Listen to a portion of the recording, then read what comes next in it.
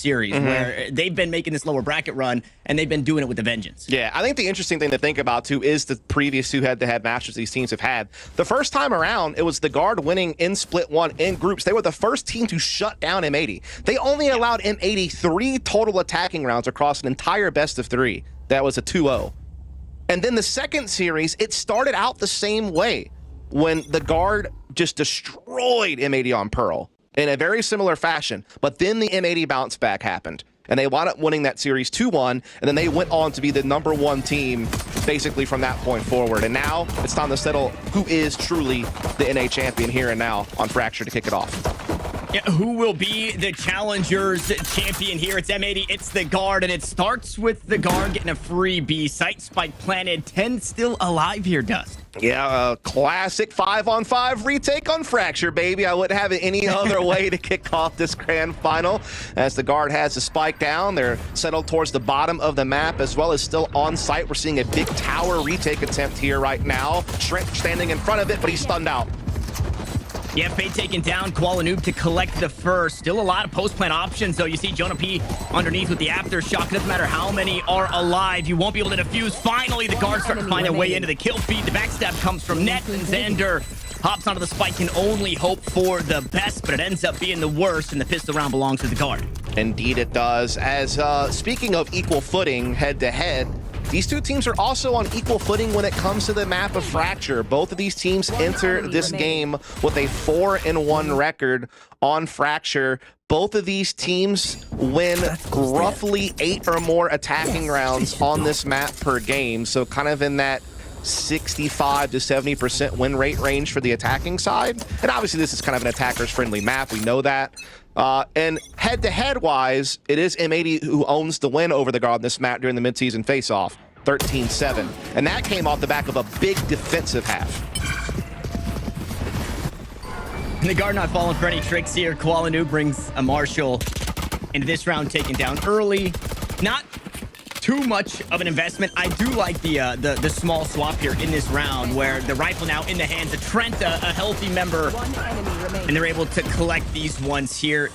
Pistol round anti-eco yesterday for the Guard. They look so good in rounds like this, whether they were losing the pistol and winning the anti-eco some way, somehow in thrifty fashion, or just taking both rounds. It was really round 3 where they started to struggle against Moist Moguls. The bonus round would slip away from them, and so some momentum would swing back. We'll see if anything changes here, as M80 will have full rifles in round 3, and Koala Noob's the only one sitting on a couple of kills. Yeah, again, M80 got 8 defensive rounds in the first half the last time these two teams met, and that's what helped propel them to victory. That was almost 3 months ago, though, so a lot has changed since then. And so it's going to be interesting to see how it plays out this time around on what's a pretty big bonus for the Guard. They're sitting on 3 SMGs, so it's not one of those hefty bonus rounds as far as firepower goes. They truly are behind resource-wise. Wasting no time trying to get some close distance battles here with this Sands push. Smokes for cover. They do get out into the open, but, well, Xander's ready. Xander is more than ready here. Collects 2 heads, almost find the next, but Phantom Moment onto Valorant finds him 10 HP, but a 2-for-1 trade, and then some, as the Smokes player of the Guard is going to have to back away from it all. Yeah, pretty quick shutdown there. Great combination of the stun from EU and Xander being able to build off of it for the quick double. Now they sit a man ahead here on this retake. Spike does go down, however. Koala Noob being held off right now from the flank with the trap wire. He's waiting for the right timing to push that. I think he's waiting to see if Nismo can get into a position to kind of work with him together to try to get through main and see if they can make this retake work. And they know Net's position, though. Yeah, Cam the whole time from John Cutie, just calling that one out. They don't know about Jonah P, though, and this guy's usually good for a few. Flash comes out, fault line traded. Aftershock will keep him at bay, and now Jonah P will have to do it all himself. Has the Aftershock to stop the defuse. We'll look to send this one out as EU looks to run him down. Spikes halfway. 3 players to worry about, though, and unfortunately cannot win the duels this time around. So M80 in round 3 are on the board. Yeah, that's one thing I want to point out very early on in the series, Tanner, is that a lot of these late round situations throughout this series should be quite intriguing. And the reason why I say that is that between M80 and the Guard, we have 5 of the top 10 most clutch players in all of Challengers on the server right now. M80 has 3 players within the top 10 for clutch win percentage. The guard has 2. So we're going to see a lot of scrappiness, I feel like, in some of these mid to late round critical moments throughout this series. And those are going to be some of the big deciding factors. Yeah, I think coming into the day yesterday, Trent was 50%. I don't remember off the top if that number changed at all, if he found himself. The person that was in the clutch was Jonah P. So the first one escapes him. It's something that we can keep tally, we can keep count of, because we know there'll be plenty more to come as Nismo starts us off with an early flash out towards Arcade. Not much more than a bit of information as Tex doesn't take the space just yet. Now we'll look to find his way through. Boombot up. Out comes the flash once more. Showstopper gonna maybe get him off the side. I don't think so. M80 is gonna fight on forward. Nismo tries to challenge the rocket and unfortunately doesn't go his way. John QD here for the trade though, so things are even as Qualanoo goes wide on a few knives. He backs away, and information aplenty here with that neural theft for the guard. And again, we talked about these clutch situations. We get down to a late round 3 versus 3, still a lot of round left on the clock. Spike's still in possession of the attacking side. They're not fully committed to B just yet, but they're starting to make that headway right now as M80 sit back and spawn and wait for the perfect moment to strike. They have a little bit of a flash peek opportunity now coming through. Jonah P stuck on the site. He's got a teammate up close. That's a beautiful stun, and he'll build off it. Yeah, beautiful, like you said. That fault line coming in huge. Allows for Jonah to find 2. Koala there on the trade. And he's going to have his hand at a clutch chance himself, but unsure of where anybody was playing there. The guard put another on the board. Yeah, so the guard off to a hot start here on Fracture. Again, this was the map that I felt was going to be kind of the most equal battleground potentially of this whole best of 5. Again, both teams coming in, 80% win rate. Both teams have played it a fair amount of times and seen them be very comfortable playing the map. Yeah, maybe M80 owns the head-to-head, but that was quite a long time ago, and a lot's happened since then. Particularly the guard having just a barreling lower bracket run where they didn't drop a single map on their way to this grand final to earn that second Ascension slot. And they're off to a ferocious start now as they have M80 kind of up against the ropes economically here. Have a couple of little buys here and there, but definitely the guard come in looking a little bit better off. Nismo trying to be cheeky here. Aftershock pushes him back. No value from the judge just yet. Keeps the util though tossed out. It will delay. Like you mentioned, the weapons aren't the best. Should be no troubles to get into this site. That Rolling Thunder will allow. John Kitty holds a tight angle with only a stinger to his name. The util behind it though. John inside the cage. Tex goes down. And the chaos isn't done just yet as Koala takes the high ground. Jonah P strips him off of it. And just like that, Trent's alone. 17 HP and the spike's out of reach. Yeah, John Judy played that so well. He played inside B Tower. He was unfazed by the Rolling Thunder, kept the stinger in close quarters battles. He never overextended. He made sure that he was going to get the max value out of that SMG. Now he's able to upgrade his weapon to a Phantom. He took no damage even on that round, which is pretty crazy. And now they have the 3-on-1. Trent on low HP. Trent trying to get everything he can out of this round. Like, he knows that he doesn't have spike possession, doesn't have a chance to plant to get credits. So he's like, well, at least I can go try to grab an orb, you know, save this weapon, try to get as much as you can. But we're going to be at a 2-3 score line. And again, we wouldn't have it any other way with it, Tanner, to just kind of kick off the grand finals with a pretty scrappy start, keeping the score close right away. And nice and close here, where I would almost think maybe at the start of this one, M80 have more pressure. I know both teams are qualified, but M80 are given a chance to really cement themselves as the best team, right? For first place, that would feel incredible. Obviously, the trophy behind it, that's amazing. Whereas the guard, I don't feel like they have that same pressure, right? They don't have this history, if we could call it that. It's only been the last couple of months, but they don't have this history to uphold for themselves. So they can come into this one and kind of throw caution to the wind. They're not trying new things, but I feel like the pressure is definitely off for them. I'm going to push back a little, Tanner. And the reason for that is because the core 4 of this guard team have been together since last year when they were a VCT team. And they were a very good VCT team. They had qualified for an international event. And the only change they have made is Tex for Saya player. This team has the pedigree of a team that should be at the top of the region. And they kind of lost their mantle to M80 after beating them the first time around. I think the guard more than wants to prove that they're actually the #1 team here. And they do it with an early kill from Tex, but EU hasn't been given up here in this spot just yet. 2 kills traded right back. This breach sitting there watching a main with the spike just in front of him. I mean, the world is used until Trent does that. Walks out, finds a swing. Enemy Kill will land, but so do the shots as the guard try to fight back to the best of their ability. They find Koala, the last one standing. Another clutch opportunity. Both players will give themselves up to the Jet. Spike planted. Spike planted, both swings, played perfectly. Little goofy, little silly. That's the Trent way to come out of a corner jumping like that. But at the end of the day, it's a round 1, and the guard are an inch closer to finding themselves an early win in this series. Indeed, up 4-2 here. Again, limiting M80's defensive side, which is their key to victory and their last matchup. Again, M80 had 8 defensive rounds in their last game on Fracture against the guard. That really helped propel them to victory. This time around, the guard is looking to shake up that storyline, already up 4-2. They have really good control of the game right now.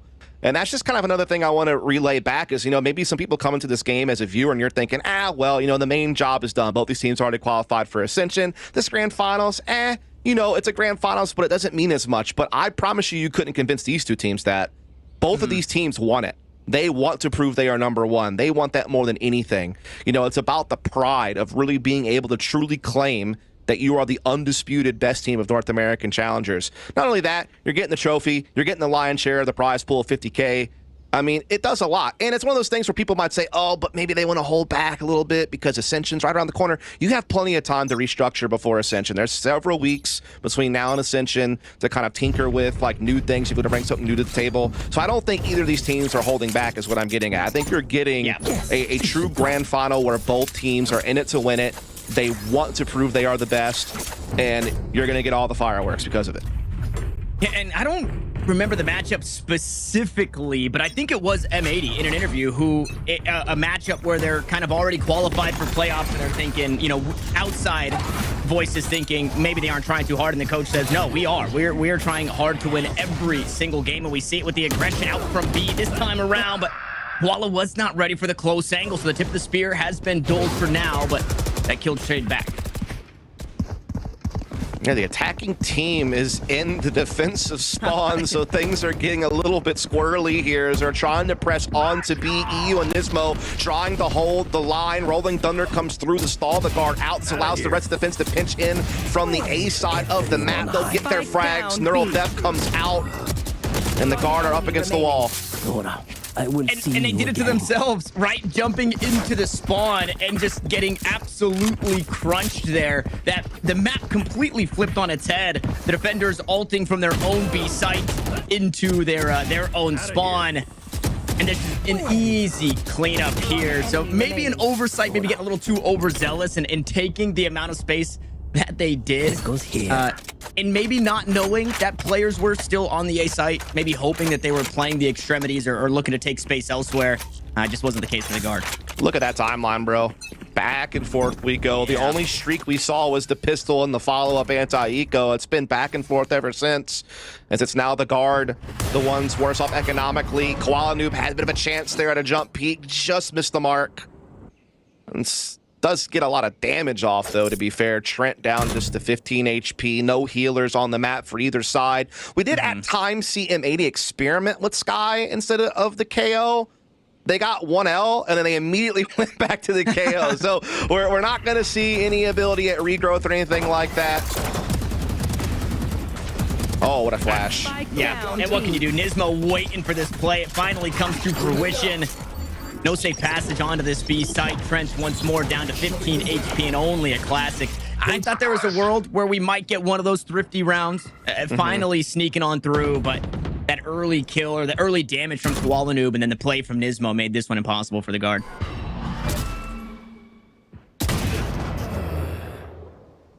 Xander finding net there, looking to dot the I's and cross the T's of this round to tie things right back up at 4 apiece. 30 seconds left. Just Trent and Tex left. Tex does find Nismo. A couple of low health players out there, but M80 not going to let that one get too out of hand. They only lose one player on the round, and they square us back up to an even 4-round scenario. They save a lot of weapons along the way, including the operator. Coming to this with null command still in play. We are going to see Valen be able to get out orbital Tex also does have the showstopper, so some huge entry tools. Jonah P is not too far off of his own Rolling Thunder, and Trent not too far off Nightfall. So, I mean, we're about to see the guard kind of come into their own a little bit when it comes to having some big entry ults at their disposal. And that's where they might be able to, you know, start trying to, you know, grab some control back after M80 have won, I think, 3 of the last 4 rounds. And you can see trying to play a trap play with the C's going out, the orbital strike available, not needed just yet. Rocket also used to clear out some angles, but how about this one? John Cutie takes the high ground, finds 2 kills to his name before he gives up the position, will back away. And 3 remain for the guard as they have to retrieve this spike as the EU drops on down. Net's been dealt with. 1 more player just around the corner. Jonah P only good for 1. And Tex will be given his attempt at a 1vx situation. This time it's 3 on the other side. Yeah, Spike out of his control. Only thing he really has on his side is the fact that he is fully healthy, has a Vandal, and has some clock to work with. And, well, not a second needed really for Qualinoo to go ahead and finish that one off, as M80 will now jump up 5-4 in a big round for John Cutie. Now, you gotta tip your hat to him, because on a star-studded lineup like M80, you know, have Qualinoo, who's basically top 5 in every metric as a duelist. Sander, one of the best controllers out there. EU and Nismo, those initiators that can flex and are also so very capable. John Cutie actually come to these grand finals number 7 in KD and number 8 in clutch percentage. He's been putting in his own work individually. He often, you know, isn't touted, you know, as like a star fragger per se, being the IGL of the team. That's where his main responsibilities lie. But I tell you what, he's been kind of tearing it up during the playoffs, putting up some pretty big numbers on a pretty regular basis, man. So he's definitely kind of adding to the storyline that we've already known about M80 for some time, which is that they are stacked man to man. He is now becoming just as much of a fragging force in some of these games as the quote-unquote stars of the team. So big round from him there, because he just kind of snuck out, found a beautiful timing in Sands, and winds up with a hat trick to put himself up to 8 frags on the 9 rounds played. And I mean, John has played everything under the sun when it comes to agents. So you'd almost think, right, in this time in rebuilding a roster, obviously 3 core members from Ghost, he's got to go from playing the majority of his time on Chamber when it was really strong to then IGLing a team with 2 brand new players, figuring out the, you know, anchored sentinel role, or getting comfortable again in that anchored sentinel role. I think Qualinoo even said in an interview the other day, right? Love John Cutie. Absolutely love John Cutie. Like, this guy does not get enough love. So I'm glad that you gave him that shout there, Dust, because he definitely deserves it, even if his kills are good in this one. Xander gets a free one through the smoke. They've got this read that Tex is going to be taking Sands, pushing that way, and it just makes for easy spam to find that first kill. Yeah, spike down for the guard. They're trying to see if they can pull off this post plant with these SMGs. They also have a couple of big ults they could use. If they feel that there's a chance to win this round, they can pull the trigger on those ults and try to carry it across the finish line. And Trent, he finds Nismo that's starting to add to their odds.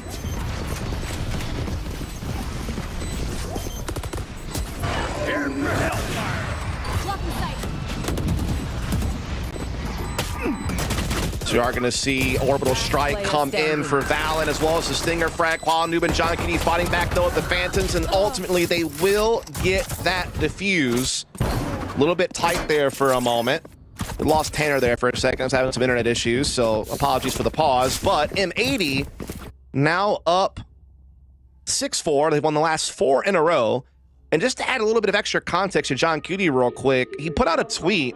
I can't remember exactly when it was. It was this week, you know, just talking about how far he had come from, you know, being from Morocco. I mean, this guy played on a team called Fox Gaming in the Middle East region. And to see him come to North America and then develop into the player that he has become, it has been quite the journey for John Cutie, just to add a little bit more love for the man.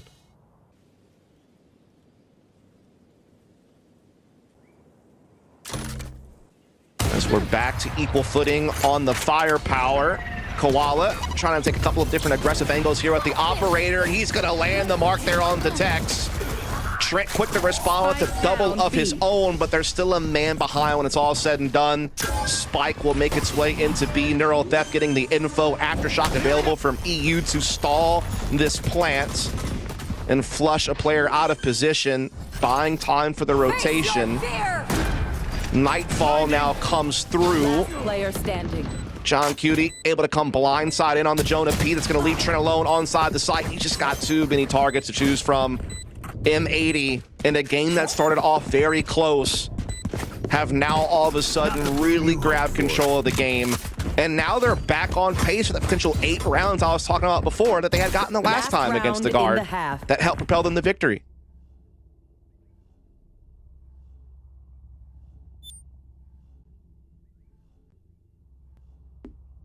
And so just 1 round left to go in the half. Full buys out for both sides. Op in the hands of Koala Noob. Only ult on the board as it stands is a neural theft for Net. And that likely will be the only ult that gets used this round, unless Xander's able to pop off. He could maybe get that orbital strike as he's just 2 away. Looks like we're seeing a pretty quick pinch from the guard over towards B early just to try to create a little bit of presence, maybe get a little bit of an opening pick. Not quite going to find it. In the meantime, we have Koala Noob way deep in A main with the operator here. Is forced off by a plethora of utility, but is able to safely get into Sands. Xander tries to come in with the flash. Is only able to get 1. That's a brilliant trade from Valorant to keep things even. Koala Noob looking to try to make some magic happen here with the op up close. Is swatted back, but stays alive. In the meantime, Jonah P finds control of the site, letting the spike come in what will be a post-plant 4 versus 3. This is where the retake could get tough with Koala Noob only on the operator. They're trying to use the aftershock to clear some space, but oh, there's a little bit of a gap in it. And actually, Valorant's able to stay tucked in the corner. This might catch M80 off guard depending on how the rest of this round plays out. They may think that that position is clear. That may be a corner that they don't check now. And yes, Valorant able to jump in for the double. That's 3 on the round. Brilliant crossfire established. Orbital strike gets thrown out. And Tex secures the round to keep us close at 7-5. Switching sides. As again, Tanner dealing with some tech issues. Hopefully we'll have him back soon. This was at the halftime mark. M80 up 7-5. Brilliant run of 5 rounds in a row there towards the end of the half. It's really what kind of propels them out in front, but guard able to fit in that final round to keep it close. And so it's still very much up in the air. A pistol round victory here for the guard can get them right back to a tie situation. Again, both these teams come into this game usually averaging around that 8-round mark on the attacking side. So for M80 to find what they found defensively with 7 puts them in a pretty good position. The guard defensively on this map around 48% win rate. They're usually good for about 5 rounds, between 3 and 5, but they need a lot more than that to come back into this. And while this is a good start, big push to the bottom side of the map is going to trade 2 for 1, put them in the quick 4 on 3. M80 trying to still find a way to get a spike down here, but to no avail. The guards keep poking at them. Koala Noob on the bit of a flank, though. They're able to pinch Fallon inside main. That does get the spike into sight. And now puts us into a 2v2 situation. Jonah P trying to come through main with Net here.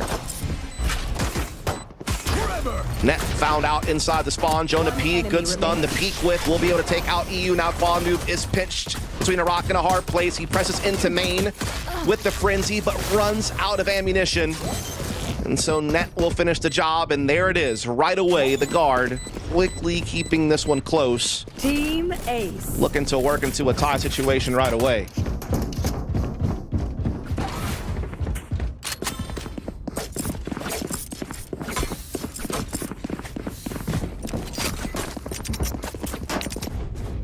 We do see a little bit of a buy up here from M80. We're going to see Stingers out, so this is actually them fully sending it. Hold the phone. This is not a minor purchase or a slight buy. They are looking to really try to rock the boat here and prevent the guard from reaching that tie situation.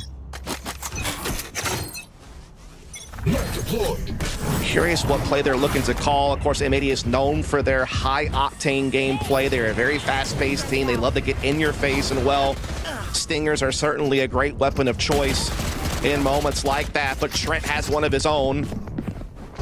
And he's able to take out Qualanoob right away. So we have Bach joining me.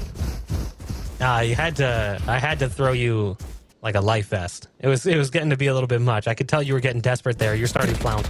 I must wait a moment. I was okay, Bach, but I'm glad to have you. This has happened a couple times this season already. You know, we talk about all these one last rides. We're getting lots of rides here. You're just like all over the place. You're like a bus. You pick up a passenger and you drop them off a few blocks later.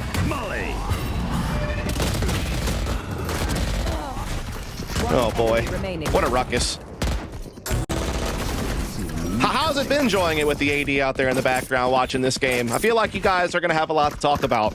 I mean, it's been quite the back and forth affair outside of that one little streak that M80 built on the defense. Right, which is exactly what you want to see when you have two teams that are in this position that are, you know, on paper so evenly matched. The last thing you want to see is a team come in and just blow them out of the water. Sure. And while we did have, you know, that little stint of 5 rounds in a row, ultimately it is still a 7-7 score line, and we find ourselves back at that evening point that, you know, we anticipate so many times. That said, Guard does have a pretty strong economic advantage right now as M80's coming in with almost nothing, just Sheriffs, and a Guardian is really the lone rifle that's going to be making it into play. Even EU is just on a Ghost. So in theory, this should be a great opportunity for Guard to spread the gap. Should be Prowler trying to With fear. slow down the attack, so to speak, here. As we do have a pretty forward position from the Guard inside A main. They are not looking to give it up for free. They're looking to keep playing the position. Trent jiggling. Down. Eventually swats M80 back to the bottom side of the map with another Prowler. And so they're going to double back over to the B side of the map. It's kind of being played for retake for the Guard on this bonus of theirs.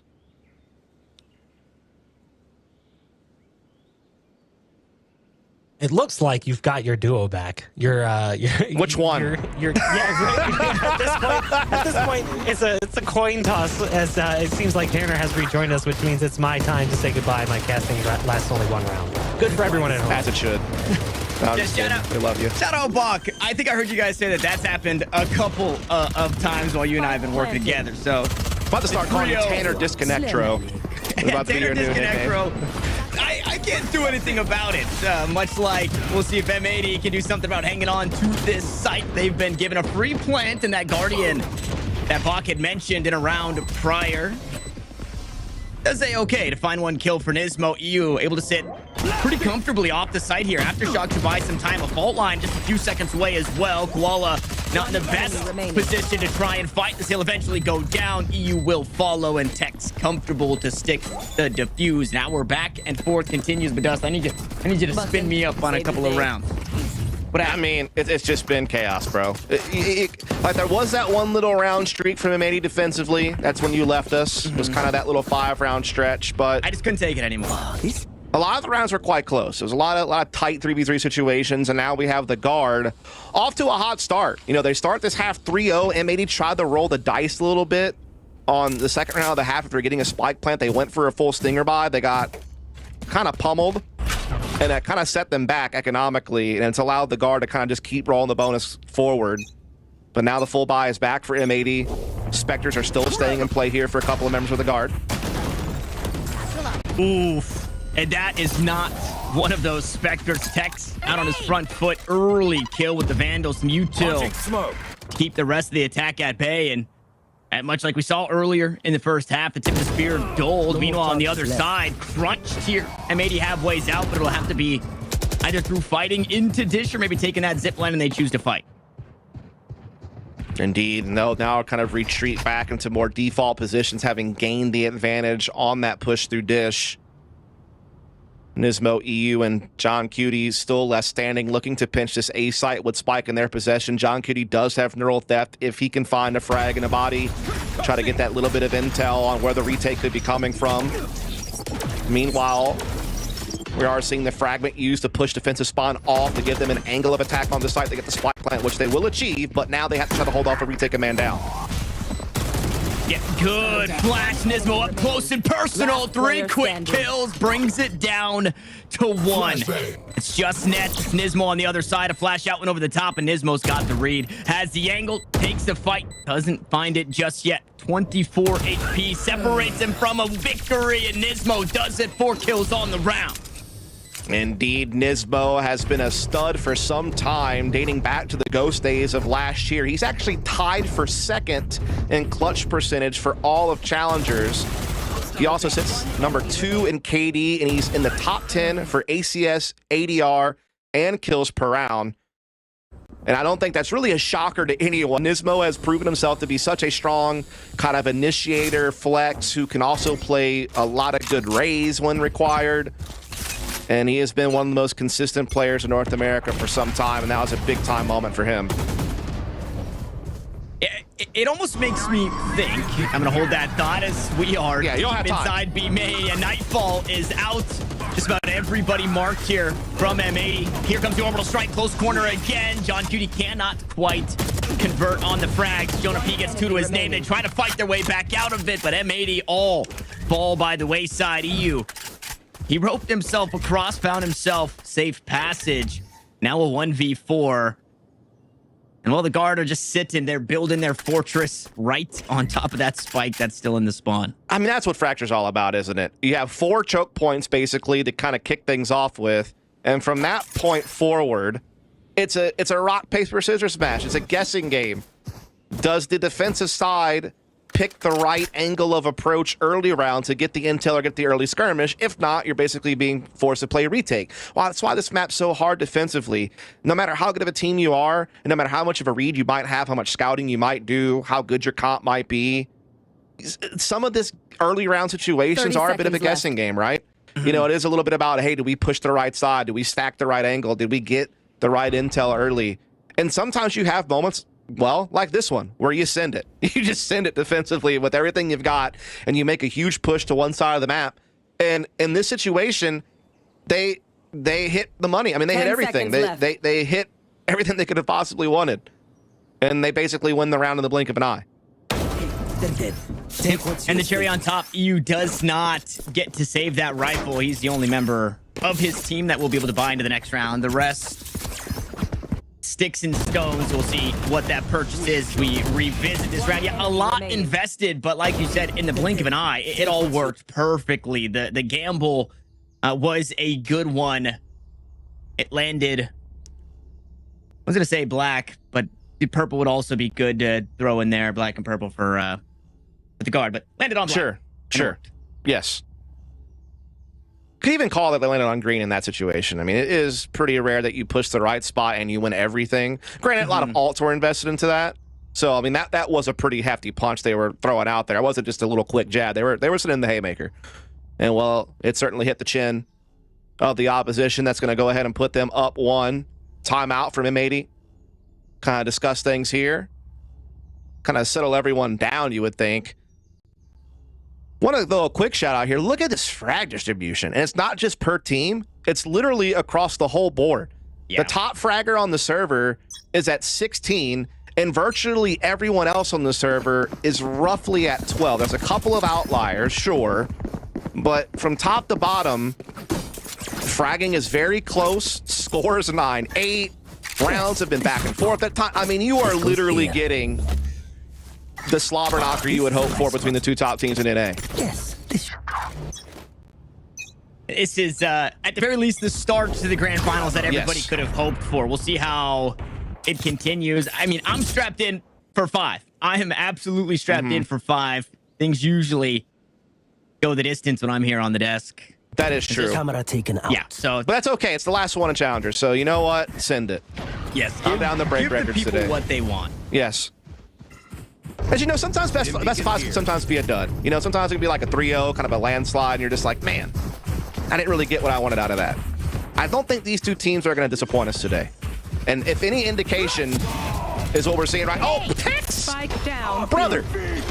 Yeah, I mean, that's just a huge oversight. M80 don't have a whole lot to work with. It's this one rifle, really, that they bring into this one. As The body drops, the spike falls. Good play from Net to use his util to find that kill onto John Cutie. Koala's still alive, though. And this one rifle now dropped over to Xander with the knives. Out he goes up top. Can't quite land the kill. A backstab from Valen will silence Koala for just a moment as they try once more to get this spike planted. Xander gives himself up too much, and EU awarded the plant, awarded a right-click kill. Classic shots left and right of the head of Valen, who will sit him down, and the guard will do it again. Indeed, they will. Sorry to spoil the party. And again, it's worth noting that the guard this year on this map defensively, their best defensive side has been 5 rounds. Now, granted, some of those games were games where they had like 10 or so attacking rounds. They didn't really have to play much of a defense. They've only really had to play, you know, a defense where they were in a close situation a handful of times. But even still, they're already up to 5. They are, you know, way above pace, so to speak, from that 48% win rate that they've kind of acquired statistically on this map. So if I'm M80, I'm starting to get a little bit concerned, especially because this is a full buy right here. If this doesn't go your way, you're kind of force buying the rest of the game. I mean, this is kind of your last real shot at being on equal footing with your opponent. Yeah, last legs. Anything after this one, should M80 lose, will be Bambi legs. That's an early first kill. Expecting some more, though. John Cutie on the tap for the resurrection. Finds strength through the smokes. Spike delayed in planting for now. One more tap of that neural theft and getting aggressive from the spawn, but Xander's here to stop it. Back and forth we go as a kill feed floods both red and green, and finally that spike will be planted. But look at the health. Quality move down to 5. EU only 11, and Nismo's the first one up. Paint Shell should deal with the first. We'll see if this close angle pays off again. Last time we saw it, there's 4 kills for the KO. First one up, first one down. Blast back puts him back into the corner. Now it's down to the 1v1. It's Valen. It's Koala Noob. But it's only 5 HP. This would be the tallest of asks. But Valen's running out of time. Koala making noise. Not buying it just yet, expecting her to be off the spike. Time keeps ticking. Valen's done it in way of kills, but he has not done it for the clock. And M80, they lose it all. A Pyrrhic victory, but it's a win nonetheless. Yeah, that was certainly quite the skirmish to get that round. I mean, the guard were with them tooth and nail through it all, and it comes down to a 1v1 where you have Valen, who's one of those players that do sit in the top 10 for clutch percentage, up against Koala Noob, who is also in that same category when it comes to clutch percentage, but he's on the back foot. He's on low health. He's being held back by a Molotov, and so the only thing that he can do there is, you know, fake the updraft over the molly, make Valen's second guess if he's committed or not, and just bank on the fact that he's not sticking it. It's just that, you know, mental warfare, that game of chess, and M80 strikes gold in just the right moment where their economy was so fragile. Right when the guard were maybe going to snap control of the game, it's right back up for contest to 1 round separation. Yeah, it's still not great, though. Like you mentioned in the last round, the economy for M80, a victory here is almost a must-have because they had to reinvest off the back end of the win. Right. Yeah, the only weapon that winds up getting saved is actually none, right? I mean, yeah. I think Valen, I don't remember if Valen died to the spike at the end there, but no, he Valen did. He did save the weapon. lost the round. Yeah, both teams are very fragile economically, is the point. Definitely the guard a little bit better off, but not by a whole lot. So you are going to see them try to get a little bit of control on the top side of Dish. In the meantime, Quad Noob had B-Tower the entire time. Jonah P caught off guard. Now Tex, though, on a little bit of a flank maneuver. Will catch him. He might catch a lot more. They're all falling back with their knives out. Tex going huge for 4. It's all down to Nismo now. 1v3, and this would be quite the clutch if he could come up with it. From Haven the other day to Fracture today for Tex, this guy just puts himself in spots that just work. He gets so much out of that one. And yeah, on top of it all, Nismo in a 1v3, he's got absolutely no time. And we already talked about the economy, right? The best call here is to make sure you at least have some semblance of a weapon going into the next round. Yeah, and Tex is a story that has been so fun to watch this year because obviously this was a guy who was playing for Energy last year, and he was one of the guys who really kind of benefited from the chamber meta. He really adopted that role, became one of the best chambers in North America last year in VCT, particularly like the mid to late portion of the year. He really hit his stride. But, you know, but prior to that, he wasn't considered like one of the top duelists. Like, yeah, he was good, but he wasn't as consistent as some of the other names out there. This year, the guy has been an absolute menace no matter what agent he plays. And he plays a good bit of different, you know, duelists throughout the year. He is top 5 in every metric that you could conceive of. He has been such a fantastic player for the Garden. He had big shoes to fill, right? He was filling in for Saya player, and he has done so well. He's been such a critical piece of this team. We've also heard the team talk about how different of players Tex and Saya are. So good on the Guard to be able to incorporate this guy who's got an incredible backstory, who's had a really strong year, but is, you know, playing with 2 different types of duelists, right? They had to make sure that he worked in their system. And I mean, I think this proves it here, right? Making it to the grand finals of your first ever championship here for challengers is proof that it works. Yeah, it took him a while to kind of find his own, right? I mean, I think on Energy, he even sometimes would like bounce around playing like KO and Sky, and like it kind of took him a while to find his place, but he has certainly found it here on the Guard, because they might be looking at map point here as M80 are on quite the low buy, and they are getting stuffed on this A main push right now, trying to flash through the smoke and make magic happen. Nismo does get the issue, but Valen retaliates. Yeah, that would have been huge if Nismo could have got more, but like you mentioned, Valen gets one back. Trent stunned up by the rolling thunder, but the health bars are just so low. The weapons are bad. The health is even worse. The kills are starting to come through. The weapons, or the plant, excuse me, has been found. Neto from head to head. He pops them all. And he closes out the round in style here for the Guard. That is going to be the Guard at map point and potentially the first team to draw blood here in this best of 5. And they will do so on the map that M80 beat them on in their previous meeting. Again, we know that both of these teams feel very comfortable on Fracture. Both of these teams coming in with a 4-1 record, but it was the head-to-head that did favor M80 a slight bit. But it's just this lower bracket run from the Guard all playoffs has been astounding. They have been just somehow getting better. A team that's already so diverse tactically, you know, they can play almost every style of Valorant that you could hope for. They're very good at, you know, the pacing changes, the, you know, defaults, the mid-rounding, but then they can throw those explosive set pieces. Like, they're so well-rounded, but they just keep finding ways to get better as each week passes. It's incredible.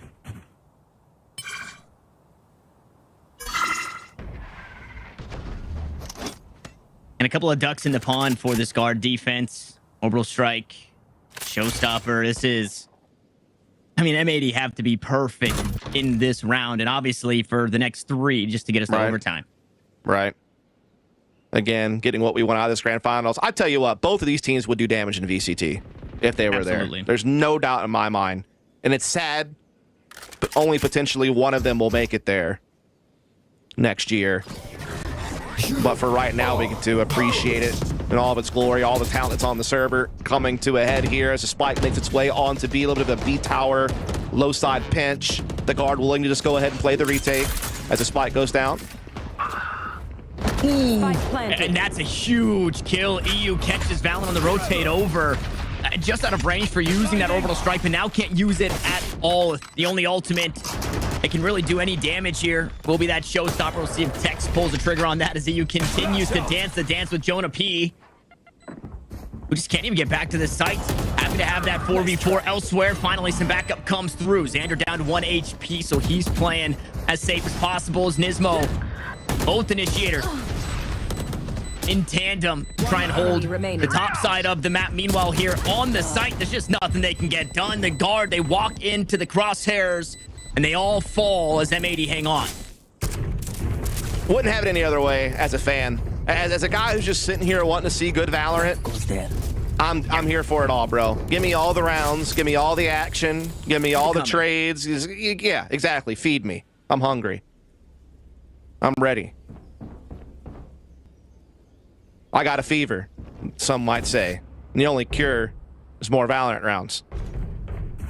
Or more cowbell.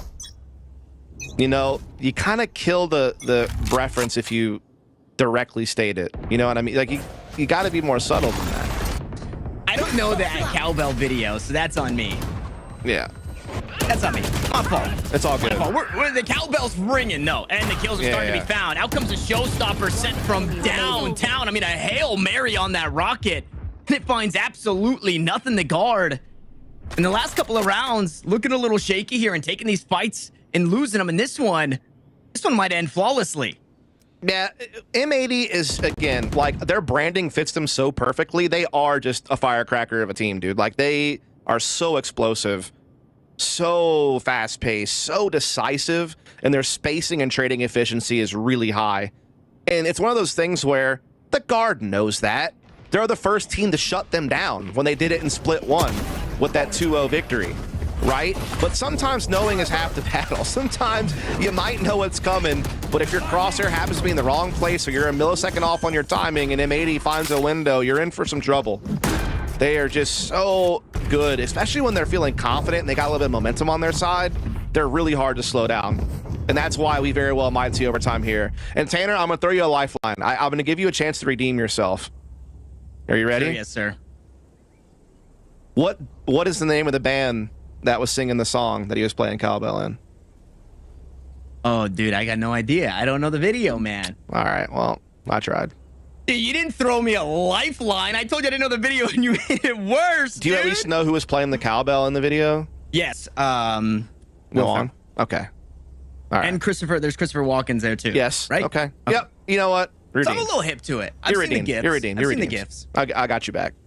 You know, in that last round, I was a little worried for M80 with Jonah P finding that first kill, because not only did he have a fantastic day yesterday where he was doing some pretty crazy things, he called his shot in doing it, and then he posted a clip a little bit earlier of an ace on Fracture, and I thought, surely we're not getting a 1v5 right here, right? It was Silence. Koala did catch him inside the Cloudburst, but there's a world. If Jonah P's alive, you have to respect what he is capable of.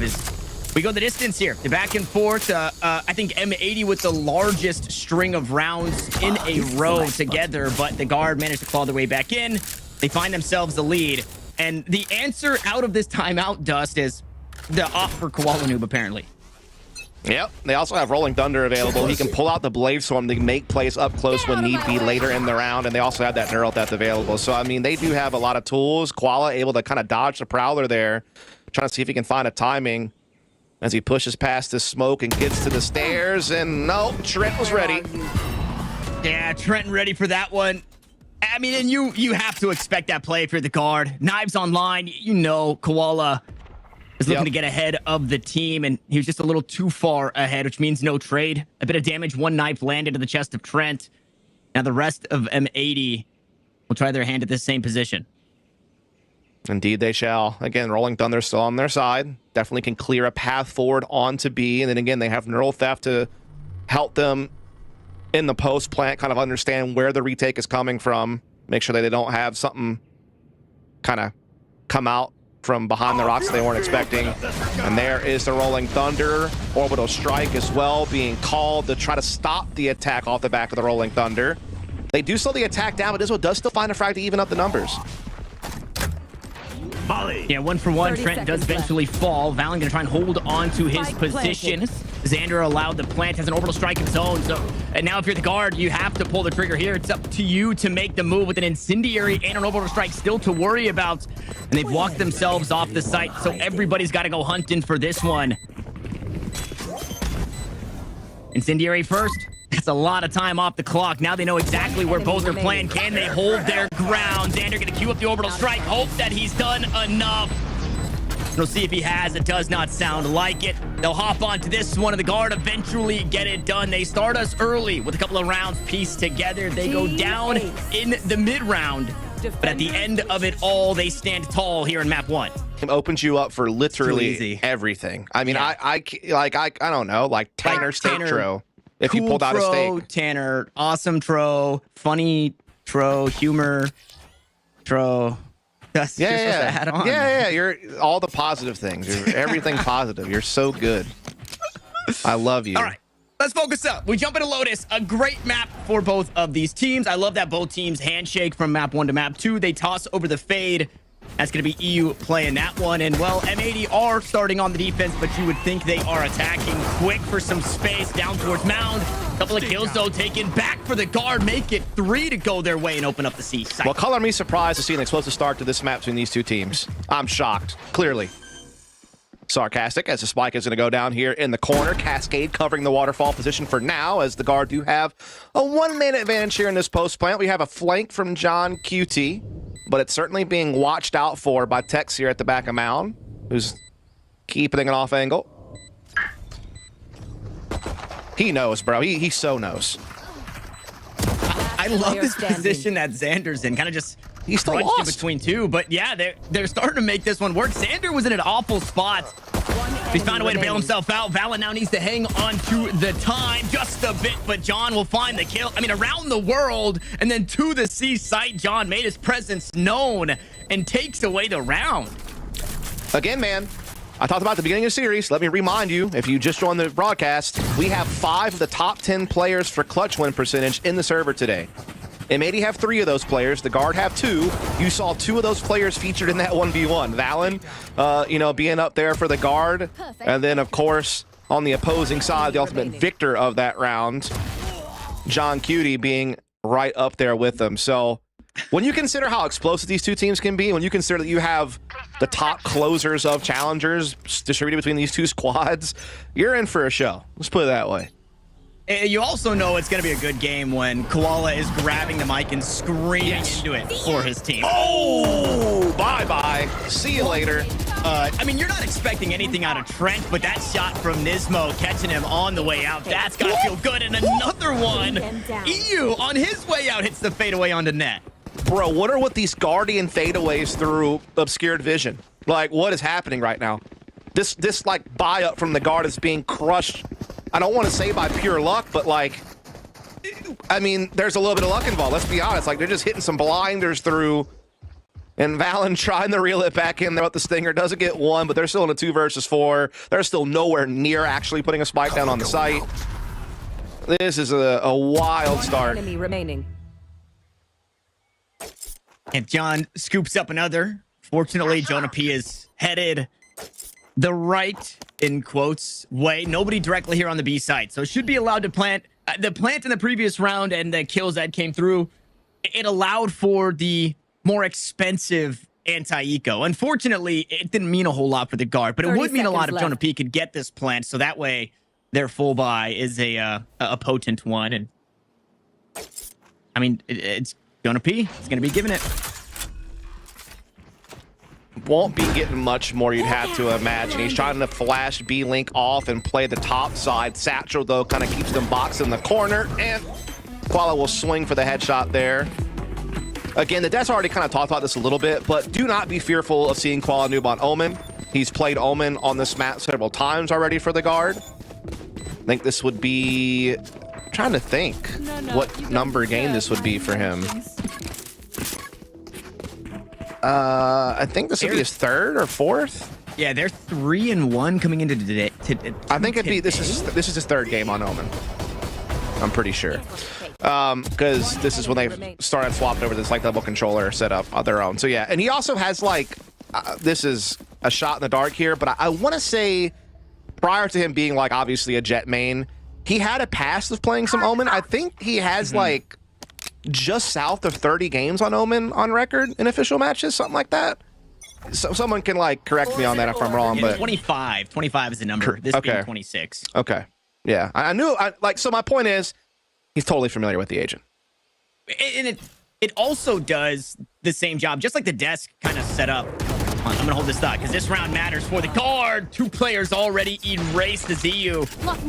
The lesser weapon gets one as well, and I mean, just as important as this round was for the guard, it starts pretty awfully. See if Tex can get something here. Oh, the timing there, just horrible for Tex. Now Valen gonna have to try and hang on again. This time has the reckoning.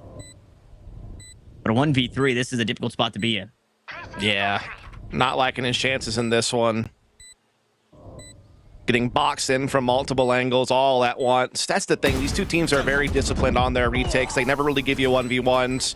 Yeah, maybe he gets that Xander hit, but then immediate paranoia's in. Then John Cutie and Qual are pinching them from both sides. So that's the other thing about these two teams. Like we talk about on the M80 side, super explosive, very fast paced, like very efficient in playing that style of play because their spacing and timing is so good. And they're just bold. They don't hesitate. They're fearless, right? I would say the guard a little bit more well-rounded. I think you might say that their like defaults and mid-rounding are a little sharper, whereas sometimes M80 relies a little bit of intuition on Koala Noob. But it's only like a slight tick in their favor is what I'm getting at. It's not very different. But the other thing that I'll say about these two teams that have kept them up is their discipline within number situations where they don't overextend.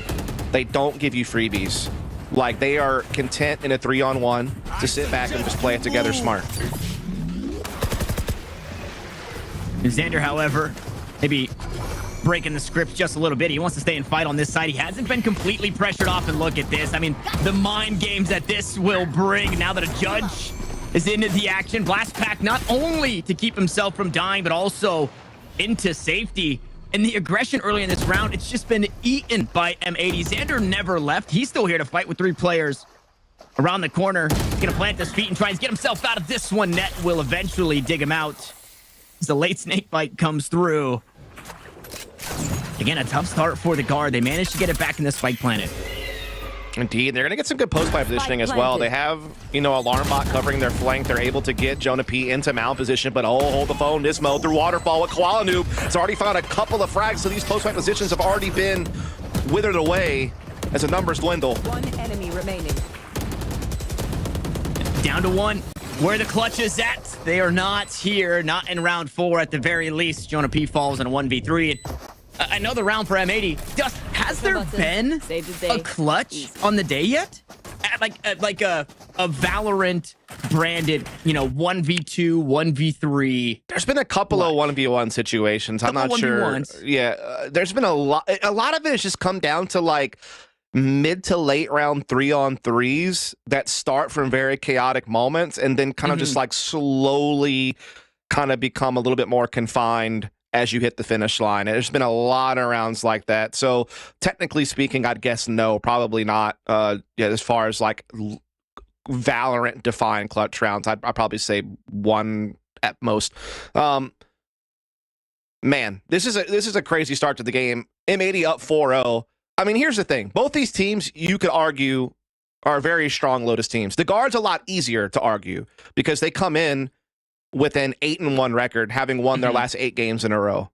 They've beaten FaZe multiple times. They beat G2. They beat Oxygen. They're rarely even letting their opponents hit double digits when they play Lotus. Like their last 3 games in a row, for instance, they never allowed their opponent more than 7 rounds. Oxygen, they only gave 3. FaZe, they only gave 6. They're near 6% win rate on both sides of the map, so they have no really weak point. Obviously, their attacking side is very impressive, but the fact that their defense win rate is so high on a 3-site map is what really sets them apart, in my opinion. So we know that, right? The Guard, very good, okay? But M80, they have a 3-1 record. So, like, while their sample size is smaller and their resume isn't as elaborate, I guess you could say, right? Like, it's a little shorter to read through. When they have played this map, they have been so damn good. Oof. I mean, it's and it's stuff like that. It's stuff that the desk talked about, right? Koala on this Omen, there's a lot of stuff that he doesn't need to be Jet to keep doing. Like finding these early first bloods, taking space with a Shrouded Step is something that you would do, you know, with a dash or with the Blast Pack. So the role just fits him so well. So M80 it's a playmaking controller, and he's a playmaker. 100%. So that's all you need to know. Yeah, he is that and then some. Oh, and speaking of playmaking, how about information gathering? Beautiful Nightfall there, gets just about everybody, if not all 4. And well, now the bodies start to drop. Couple of kills taken right back with the knives, eventually silenced, and Net with 19 HP. Put in a tough spot once more. A handful of 1v3 attempts given over to the Guard. They've all fallen flat. And to go back to, obviously, the strength of M80 on this one, a smaller sample size, but they did beat like the team that they played, right? They beat Moist, they beat Oxygen. Those 2 teams, when you look at, especially top recently, 4 teams, right? June Oxygen, June, Moist Moguls. Like, those are big wins over very strong teams. Whereas on the other side, you know, in recent times, G2 Esports, a win over Mad Lions, like, right, the split 2 wins that the Guard got on this map are, not to call them fluff, but are teams that, you know, weren't here in the playoffs at the very least. Another thing to point out is that when M80 wins this map, it's off of having massive attacking sides. Again, over 70% win rate. Their defensive win rate, only 44%. Like, when they were beating Moist Logos, for instance, they were only getting like 4 rounds in the first half defensively. The same thing happened when they lost to Oxygen in Split 2. They only got 4 rounds defensively in the first half. They're already on 5 rounds defensively. Yeah. How many rounds have we played already? Oh, it's 5. Yeah. I mean, they're off to their best defensive start ever. Something taken back, though, here. Off in the hands of John. Cutie finds a kill on the A site, make it a second one. The spam from Xander. I mean, this is a gun that has been unlocked here on this map. The Odin going crazy into Baby Door, but Jonah P has had enough of it. We've been hyping up M80 and how strong they look here. Jonah P is here to remind us just how good he is. He dodged the first Prowler, not the second. Last player standing. Oh, EU. Spike down B. Chef's kiss. 30 seconds left. And Jonah just not there to help him. Fortunately, nobody felt comfortable to push the lockdown, so it does mean a spike planted, 2 flashes, and another attempt.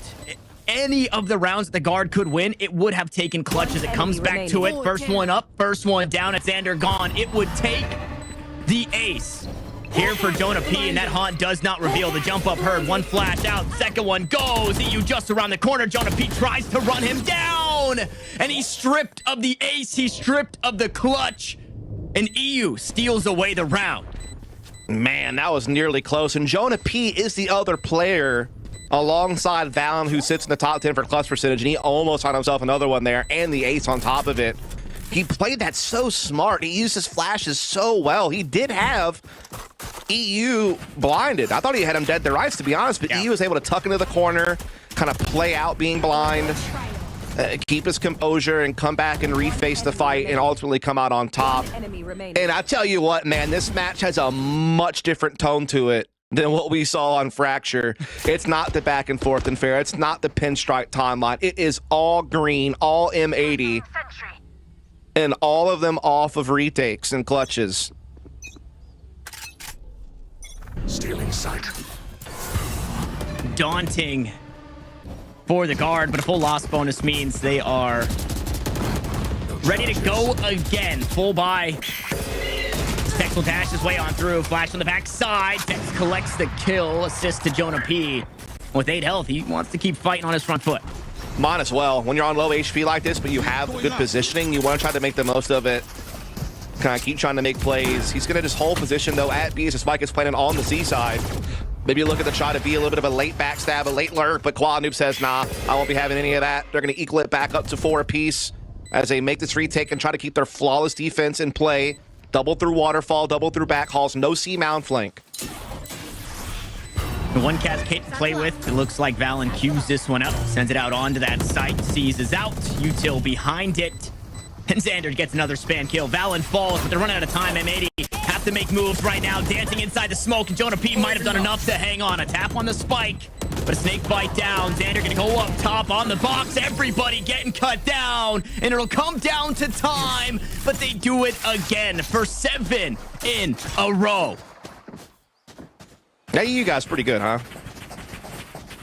Hey, he's all right. Go ahead. Hey, talk your talk. I'm gonna talk my talk, bro. Often one of the most underrated initiators in North America for a long time, because like I think people like Crashies and Derek and Trent, like they were kind of taking the spotlight last year, but EU was always in that mix to me. He was always so strong. I think Bach kind of said on the desk that he thought that he was perhaps the best Fade in North America. I'll go ahead and just stand by that and say that he was. I've always felt that way. The dude is just nuts, man. He doesn't like sit in the top 10 or anything like that for like every metric, but he's just so solid, and he is number 4 in KD ratio in the league. I suggest you move. So he does have that going for him, and just the eye test passes. Well, another rough start for the Guard. Reckoning to open up this A site. Boy. I mean, they're just getting spammed. I mean, that The reserve ammo changes could not come soon enough. You see, already down to 30 bullets left to play out the rest of the round. But, I mean, there's only 2 more players to worry about. And Nismo is here to use the final 30 in his Phantom. Fortunately, not needed. Koala will grab it. And now, these are not rounds where the Guard are teeter-tottering their economy. They are not buying and saving and buying and saving. They are buying every single round. And this one is flawless for M80. It just seems now that they're in flow state, right? They're in the zone. Yeah, they plan it every round. That's how they've been able to do it. Like, that's given them the extra credits to keep the buys rolling. But M80 are just always finding a way to make the retake happen. In that round, I don't know if we'll get to see it, but it's just the layering of utility. Like, the way that they layer the Boombot and the Prowlers to, like, just get space and push players back into the site and keep them boxed in so they could just, like, spring on top of them with paint shells and just, you know, their firepower over the top from Heaven's side. It just made it to where the Guard in that particular moment could never really get that additional space that you want in a post plant to feel comfortable. Like, the utility, like I said, kept them trapped on the site, inside hut, inside main, never really able to, you know, get over towards B-Link or to try to play a post plant from, like, somewhere on rubble where you're off site and you have another angle of attack to stop the retake. It just, M80 never allowed that to happen. They own the map control. I will say this too, and I mean, it's not to take away from them by any means, but boy, are they just hitting some ridiculous shots through smokes, like at the beginning of rounds, so often. Yep. Like, they've gotten so many first bloods that way. And if you're the Guard, it's like, what do we do against that? Like, what? Like, we're not. I wouldn't even say they're making like any glaring errors. They're just losing bodies early to spam, and I mean, they're still crafty enough to work themselves in the spike plants afterwards. And it's just, you know, they're a little bit behind in resources and numbers when it comes down to the retakes, and M80 are capitalizing. They've also been, like you mentioned, right, with the plant money, they've been buying, but it's been light shields and rifles, so it doesn't make it any easier to survive that spam. Sure. And this time, there's still spam from Xander, but there's something else behind it, right? They try and flash him off the angle. They want to make sure that if, hey, if we're pushing behind this cascade, somebody will be forced off, and we won't get spammed down. They also choose to go I guess the less spammable of angles. They look to hit this B side as Trent gets a little spicy outside A main, spots a player there, and will back away and relay that information. Yeah, again, not a lot to work with this round. It's the Guard, a little bit of a one-way smoke here on the corner. They're trying to kind of wait out, but now it will get replenished, and Nismo's looking to play off of it here on top the rubble side. Valen going to try to use a cascade perhaps to get them a little bit of space. But no, the one-way comes through for Nismo. Doubles up. Satchels the doorway, and, well, a ninth one might be written off here soon for M80. Again, what a difference. It's just like night and day from Fracture. Yeah, night and day. And something I wanted to mention. I'm going to see if Net can get us something here. Okay, absolutely nothing. Something I wanted to mention is, even in the interviews on Twitter, Nismo, at the very least, has been very vocal about M80 are a team that take losses in stride, and they make sure they don't make those same mistakes. Now, obviously, losing Fracture and moving forward into Lotus isn't as easy as running the series back, but they're a team that, when they lose, they recognize the mistakes they made, and now that we swap over to Lotus, they're making sure that there are absolutely no mistakes. And as I said, that whole thing, this round might become a mistake. The spam can't quite land for Valen. Don't appear with the Sheriff, and have to try and hang on, but all three present themselves, and it's just too much to swallow. I have never seen the Guard manhandle like this on Lotus. I've just never seen it. All year long, they have been so strong on this map. You know, 8-1 record, 8 games in a row, gone their way. The only time that they lost was the first time they played the map with a much different composition before Harbor became a part of the meta. And they only got 3 attacking grounds against TSM. That was all the way back in Split 1, Week 3. Since then, they've pretty much been able to get like that, on average, 7 attacking grounds. You know? So to see them limited to 0 with only 3 rounds left to play, I mean, that is just something I have not witnessed. I mean, M80 have completely flipped the script on what would be considered a Guard map.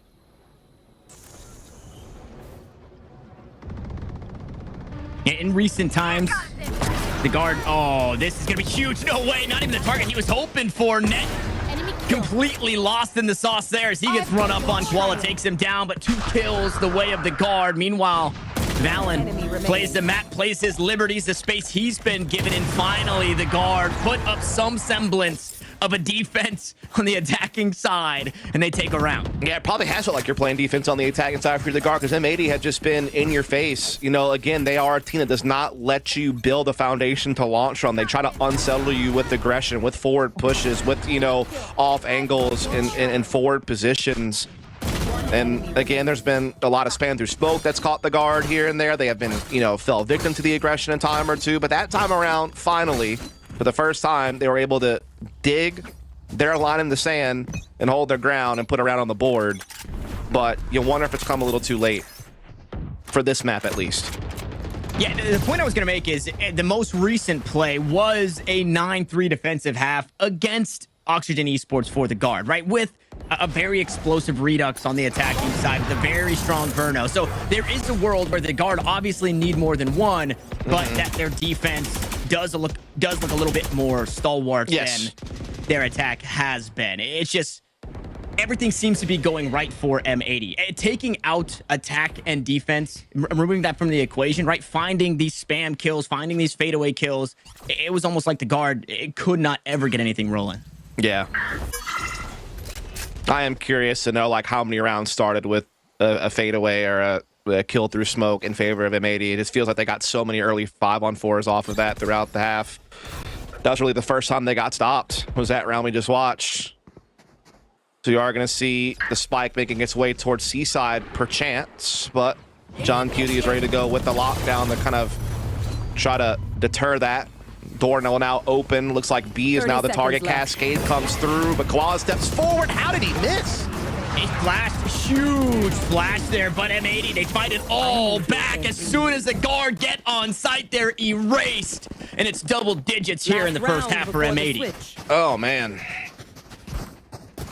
Well, I think we're about to have a tie series here. I mean, I hate to call it early. Again, you're right. The guard do have a very impressive defensive side of Lotus. They're near 60% win rate defensively on this map. They've been one of the best defensive teams on Lotus, period. So they do have that going for them in the second half to try to make the comeback. You know, so I don't want to count them entirely out, but I mean, this is a bloodbath in M80's favor. Get out of my way.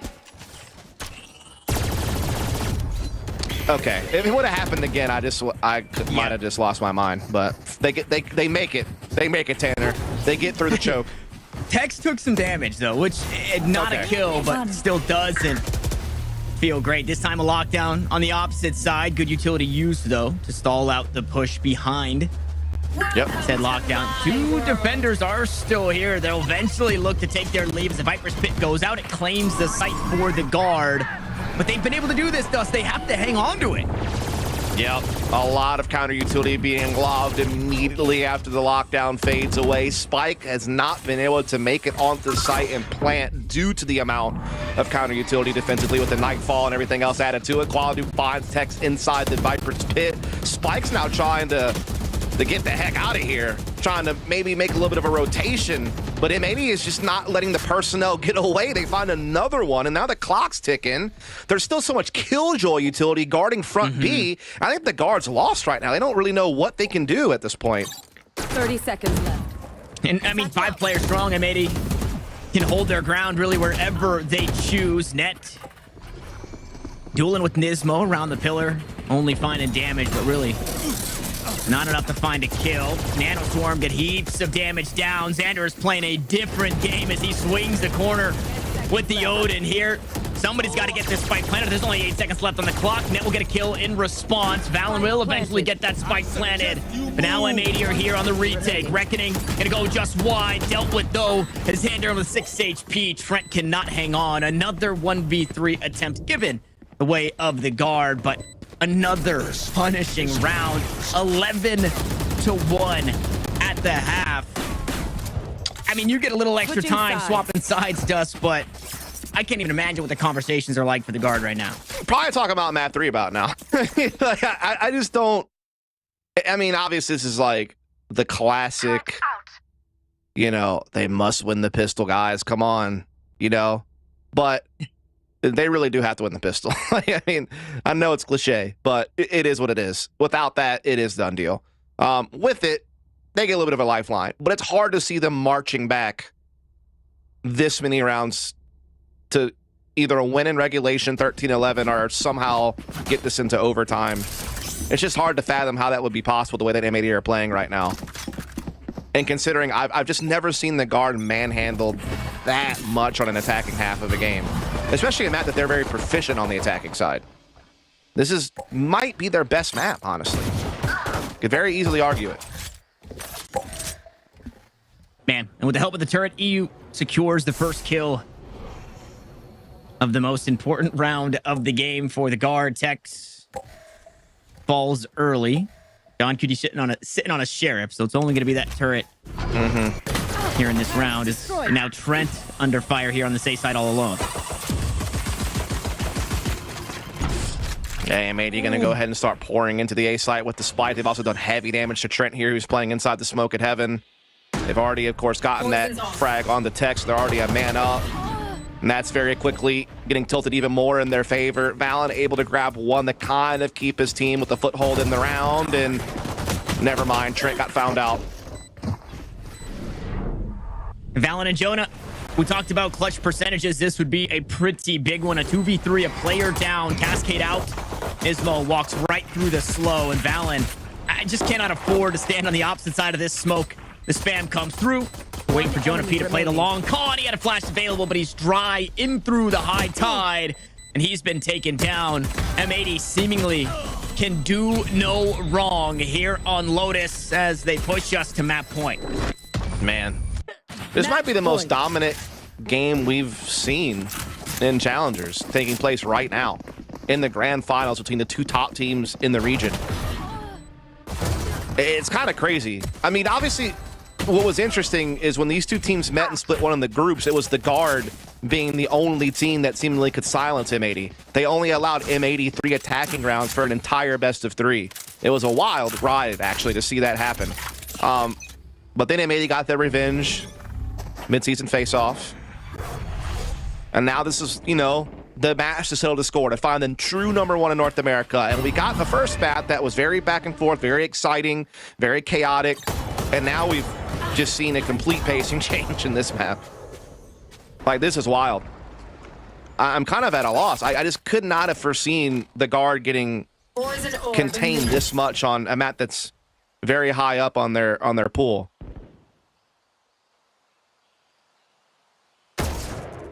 I'm excited to hear Roy's thoughts on it as a player who, I don't want to say he's been in this position, but you know, I can give us the player perspective of what something like this might just feel like. The guard not out just yet, but it would be a miracle run. Their steed would have to be a unicorn or something of this sort. There's just no way for them to ride back into battle. Two sheriffs and a stinger separate M80 from a 13-1 victory. They've got themselves a solid spike plant. Now 4 remain as they plant their feet and look to defend. Turret down. Yeah, it's going to be a tough one here. Not much firepower to work with. The guard trying to make their way out the back halls. Tex provides a little bit of an opening there with the sheriff. Follows up with another, but John Cutie stands firm with the Guardian, leaving it just to Jonah P, down to 2 health. And not a lot of time. John playing it so smart and winds up with a 4th to finish things off with the classic and moist. And it was, I believe, a 13-10. And then a 13-11. And then a win. And so this comp, you know, 1 round at a time, it's slowly but surely becoming more comfortable on this map for the guard. Right. But they do come into this one thinking, kind of sitting on a goose egg of a 13-1 loss. Yeah, it's a tough one. I mean, the M80 has just been so damn good on Haven. 9-1, 90% win rate, you know, 66% win rate on the attack. Very strong defensive side as well, while they're getting almost always at least 6 rounds defensively when need be. They've used the same exact comp every single time, and they're so proficient. And they have beaten the guard here before as well during the midseason face-off head-to-head. So, I mean, they certainly come in, especially after what we just witnessed on the previous map, a favorite for this one. Wow. Tex said, what do you mean? What are you talking about? Yeah, very, Excuse me? very heads up expecting you to be in that position. So Tex takes an early kill. Flank now being noted. Nismo grabs one back. However, they shift their eyes out towards the C site, but the blood shed does not stop as Valen and Net both chipped away at low HP. Spike still in hand. They don't have to commit to C. We'll see if they do. They want to try and commit to the fight here. 5 rounds left in the frenzy. It's enough to find another frag. And with that, Net finds himself a 1v1. Koalanoob unexpecting of this angle here. He goes back to it. Okay, there it is. It only takes a body shot. The Sheriff gets the job done in M80 in the win column early. But the moment he doesn't detect a spike is being planted on C or like notice any type of position on C from his opponent, he's like, all right, this guy's probably flanking me. And so good read there. M80 get that first round. Again, very strong season. This is probably their best map if you're just going raw stats. Obviously, their Fracture and Lotus are also up there. Pearl's been pretty good, but this has really been their home, I think. It sets up for their aggressive playstyle, being a 3-site map, right? Whether that's defensively attacking the periphery with aggressive pushes, or when they get to be on the attacking side and they just get to run those aggressive set pieces, they have just been so comfortable on Haven. I will say the core of this guard team used to be a very strong Haven team, like early to mid last year. They were like beating Optic, Sentinels, Hunter. They were beating everybody. So they have a history on the map, is what I'm getting at. So don't count them out. Yeah, we've also had history of these two teams specifically. You can also put Moist Moguls in the conversation of being able to sneak away rounds like this. But much like the clutches on the day, we've kind of been robbed of any sort of thrifty victory, and we'll be robbed of it again. Jonah P, the only one that remains. That turret, I don't think, was given the information that they were hoping for, and my guy's gotta die, and he doesn't. Yeah, that's tough. Again, we've already been singing M80's praises on Haven. Want to point out that while the guard doesn't have like the craziest record on Haven, all their losses have been incredibly close. Like, it's either they've always gotten at least 10 rounds on this map when they've lost, so they're usually always in the mix. Very strong attacking side usually. So again, I don't want to count them out. And again, the core 4 of this team from VCT last year certainly were a great Haven team. So they might be down 0-2 right now. They might have just gotten blitzed, if we're honest, on Lotus. But make no mistake that this is a quality squad who can definitely get their acts back together and, you know, put up a contest here on Haven. And they do have the firepower advantage into this round, as they are looking to try to get a little bit of garage control here. Smoke on the window. Trailblazer going to lead the way.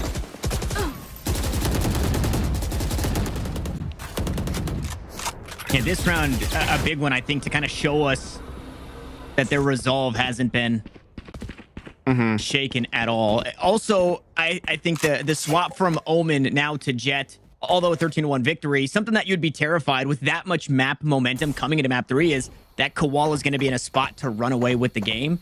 Obviously, we've yet to see it, but it is still something that is very possible for this M80 squad. Yeah, I mean, Koalanoob can't sing his praises enough. He's a top 5 player in every metric, including being #1 in first kills per round, #1 KD, and #2 ACS and KPR. So, I mean, the guy has been just a phenom in challengers. Definitely the best duelist of the league. Small gap.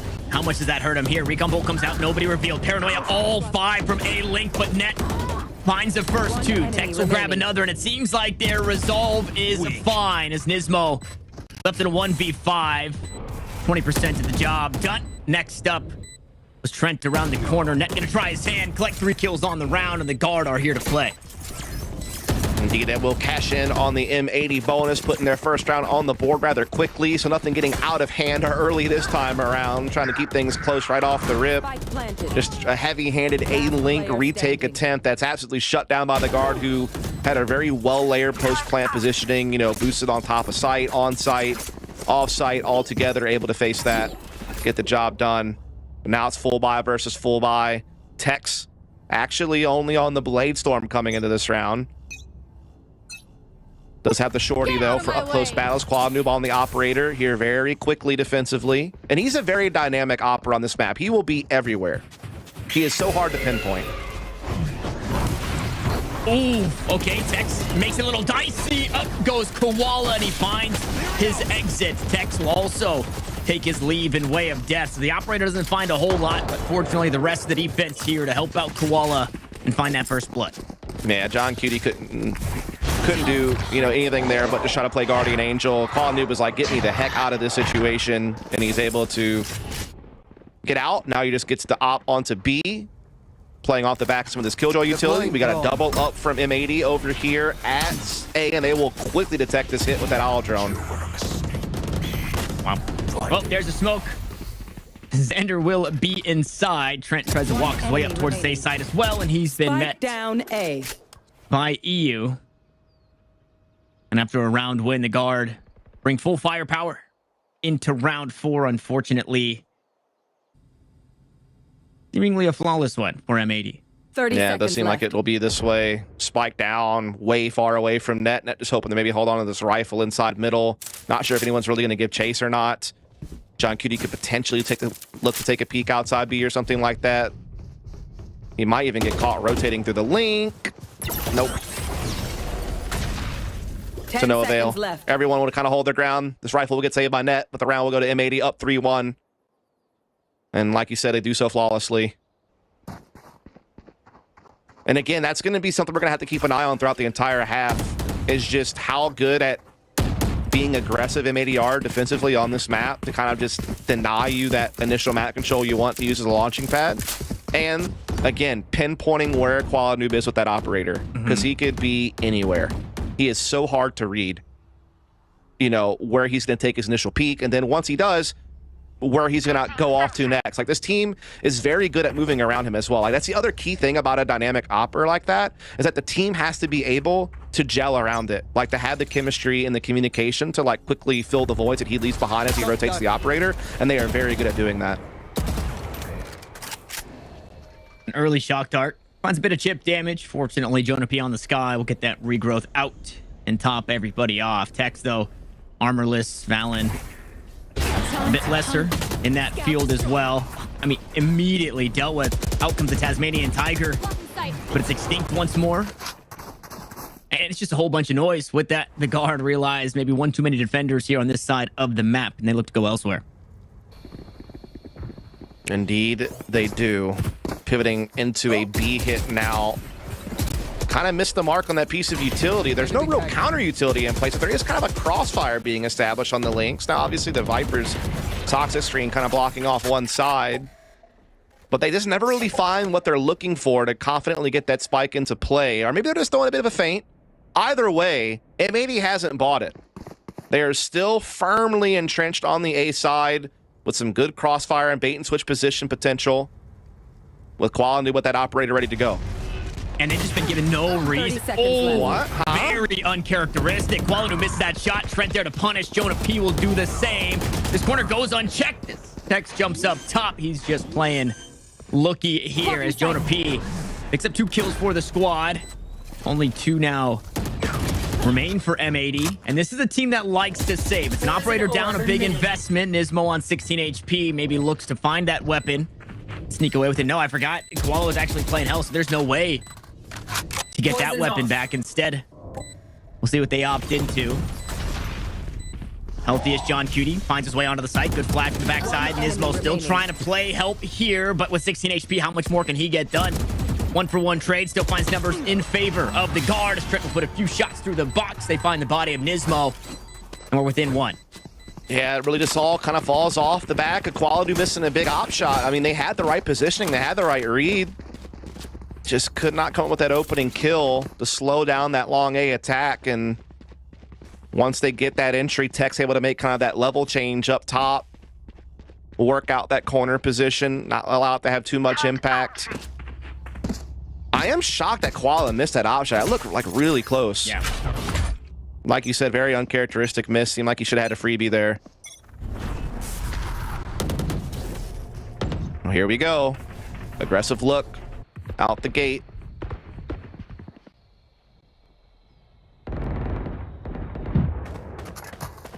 All the way down mid. Space taken by Xander. A change in the defense. A big change, right? This A site Opened up completely for M80 to lean on the left side of the map. And again, the read is just a good read, right? They want to fight for grass, and look at where the guard are. They're just outside also looking for that same fight. Yeah, they have a fault line ready to go from Nismo if they detect anything. Obviously, you got Xander getting intel by listening to noise from underneath the window position. They are going to have to play retake A, though, if the A hit comes in. That's really the only downfall of this setup, but that's something that they're willing to do if need be. That was always kind of a possibility. They have Hunter Suri to disrupt the spike plant. They have a way to get maybe a flanking position in from Xander with the ult. But the Viper's Pit's going to come down and cause some problems, perhaps. Oh, Waladov got caught. Yeah, Koala getting a little crazy. He was hoping to maybe catch Trent, deal with this pit, but instead he's dealt with himself. And once more, the guard, they find themselves in A site. And yeah, I asked for the stat earlier in the day. I don't think we got it, but M80 is a team, when things do not go their way, they are not afraid to save. So in the blink of an eye, the site's been taken, the spike had been planted, and M80 are headed the other way. Yeah, it's just one of those situations where, like, the one gap in the defense was the A side because of how aggressively they were trying to play middle. And the guard able to sniff it out, get into A, get that Viper's Pit down. You saw Qualanu try to, catch them off guard with the quick dash in with the Blade Storm, but gets caught pretty much immediately. And from there, it kind of just becomes a tidal wave for the guard that M80 cannot get past. And so we will see this game tie up 3 apiece. So after a crazy close game on Fracture and a lopsided one on Lotus, we're kind of back to a bit of a back and forth here on Haven. Lots of defensive alts are coming into play, though, here soon. 3 already on the board, and Nismo 1 off Rolling Thunder. So this is where M80 can really start cooking as far as what type of resources they're going to have at their disposal.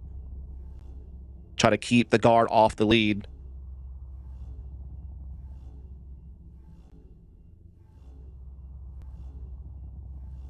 And happy to see that we get another tight affair here.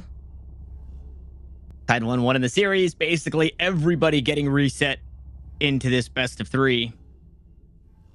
And I think, for the guard, Koala hasn't really shown himself, to be the kind of, the Super Saiyan Koala that we see some days, right? That 13-1 didn't really push him over the edge to just be running away with this defense single-handedly. So some respite in that Koala doesn't have the majority of the, what is it, 14? No, that's not right. 17 kills that M80 has at this point. Yeah, it's still early days, though. He's only really had, like, 1 crack at the op.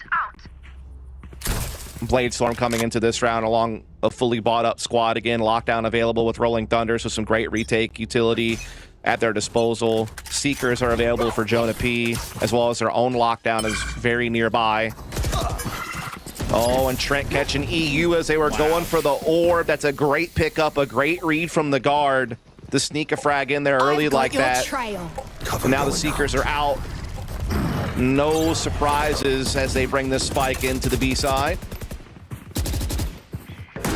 In and out before Koala could even have a rebuttal there. 4 ultimates up available. Lockdown, one of which that has been used. Net just around the corner from his. The B site has been cleared. That is not where the attack is at all. They've postured up so far away from the play. Trent all the way inside spawn. We'll see if he's got something queued up for this one. Rolling Thunder, this is what they wanted to dodge. They wanted to back away from this, and now they can fight their way forward. Unaffected is 1 as Tex works his way back in. 2 for 1, make it 3 for the Jet here of the guard, and it's another round that'll seemingly swing their way off the back end of a couple of kills, and John Cutie will not try his hand at the 1v4. Yeah, I'm a little surprised that they bit down that hard on the Rolling Thunder lockdown combo and a retake B, because yeah, it gets players off site, but most people are playing post plant from middle anyway, so like the lockdown's not getting you crazy value, I feel like. And then the Rolling Thunder, it only pushes so far down middle, and I feel like Tex is able to avoid the brunt of it and just be able to kind of sideswipe them from the garage side. So yeah, I would have liked to have seen them maybe hold on to it into this round per se, especially when they lost that early skirmish so quickly on the A side of the map. I don't know, like, they're just kind of different philosophies. Like, if you used to also try to gain you back the edge when you've lost a man, or whether or not you want to kind of save it to the, better conditions, so to speak. But either way, The guard come out on top. Now they're around ahead. Koala back onto the operator, though. Oh, found out. Man. Yeah, and I mean, this Viper wall makes that sewers angle with the operator such a pesky angle, kind of for both sides, but, you know, for Tex and the rest of the guard, they know where Koala has to be, whereas Koala obviously getting caught off guard. But speaking of off guard, Net daydreaming about the drone there. He's been decapitated. Tex will get it back, though, and I said Koala hasn't quite heated up. Tex is starting to get there.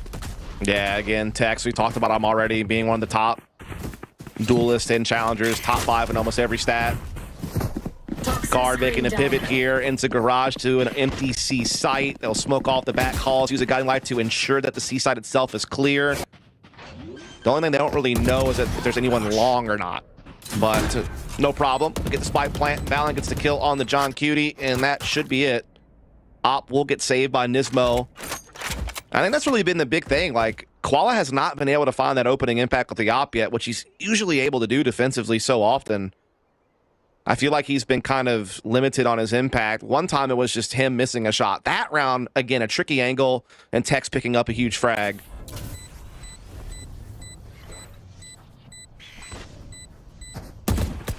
Yeah, that is also, on top of it, a pesky angle, but not one that, if you're not running the Viper, you don't fight that all the time. We saw a little bit of it yesterday where, you know, there were times that Sim would re-challenge that angle with the toxic screen, and Tex or somebody from the guard was getting the better of that trade every single time. So we'll see.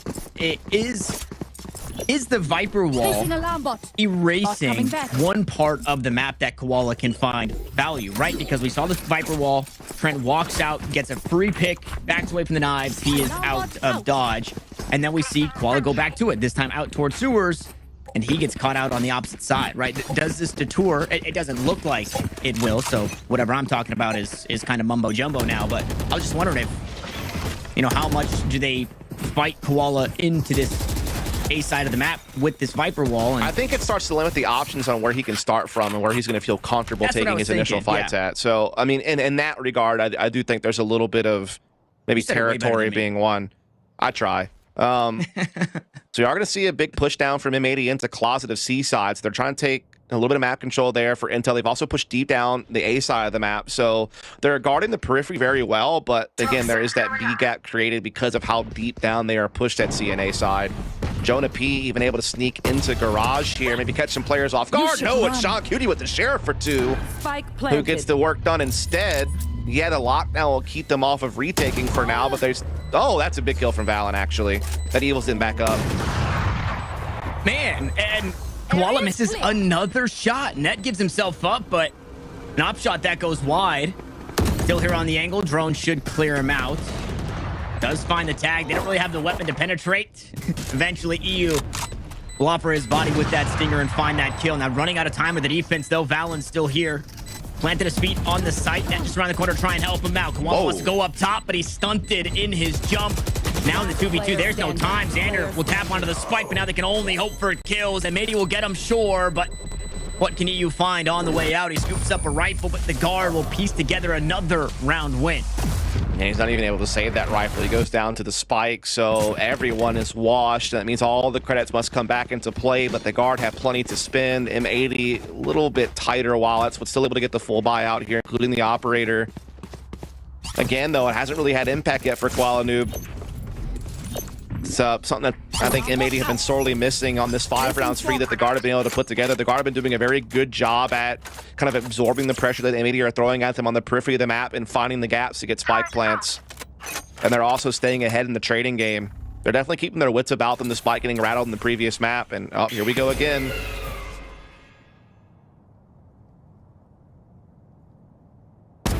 One down. There we go.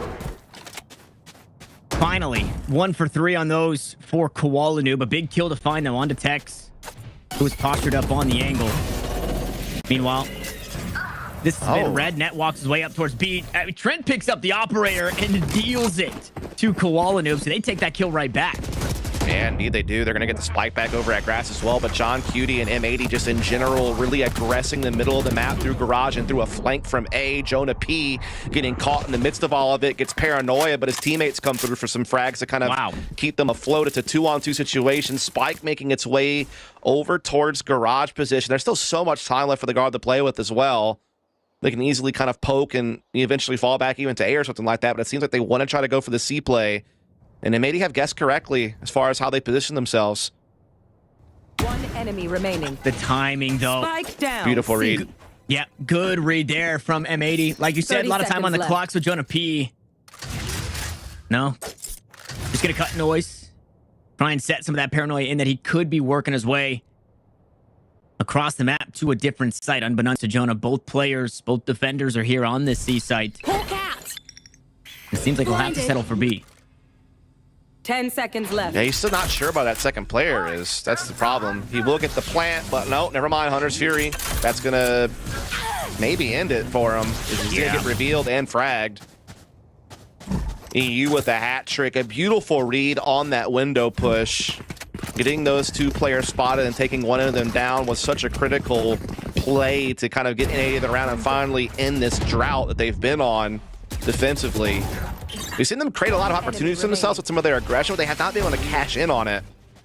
This time around they do, though it was still a pretty back and forth affair. And again, we're starting to get back to that point in the series where these rounds are getting very scrappy. We're getting into a lot of, pinstripe kill feeds into 2v2, 3v3 late round situations. And that's where it's really up for grabs.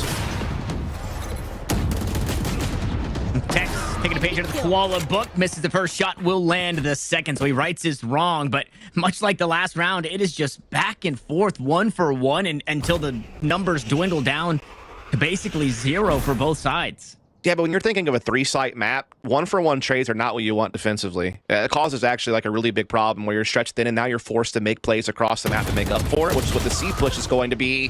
And it's another 1-for-1. So again, it's the attacking side that are going to kind of stay ahead in that regard. But Xander maybe changes things. As soon as I say that, Valent's quick to retaliate, and we're back to another late round 2-on-2, man.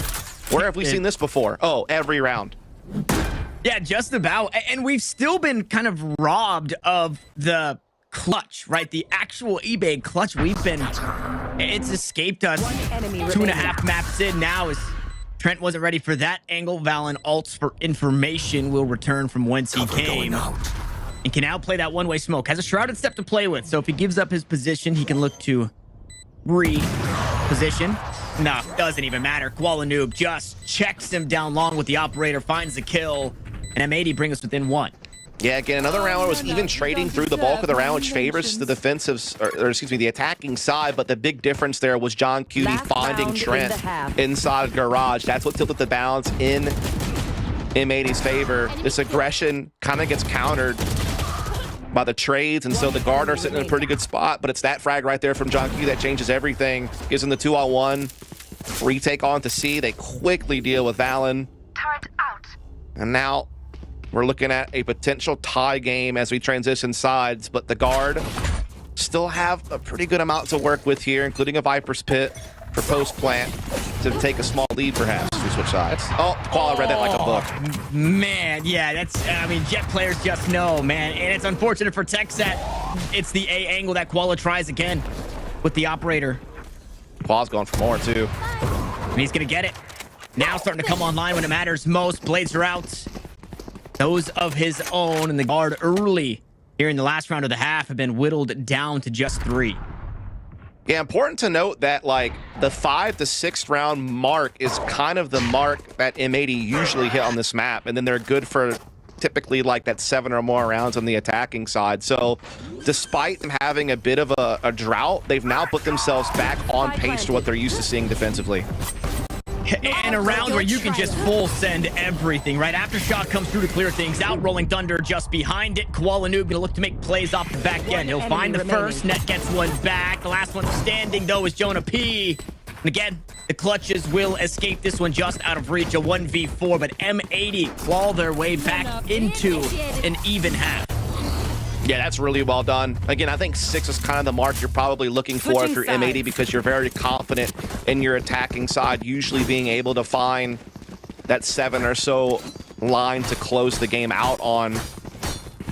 I mean, you look at their last couple of games, they have been able to just have 7-round attacking sides after taking 6 on the defense. I mean, they've won their last 5 games in a row on this map, including a win over the Guard, and in all those situations, they have gotten 7 or more attacking rounds in the second half. So they're definitely on pace now after getting rattled for a little bit. But the Guard, in their own right defensively, have at times put together some pretty big halves, including 8 against Moist Moguls in the lower bracket.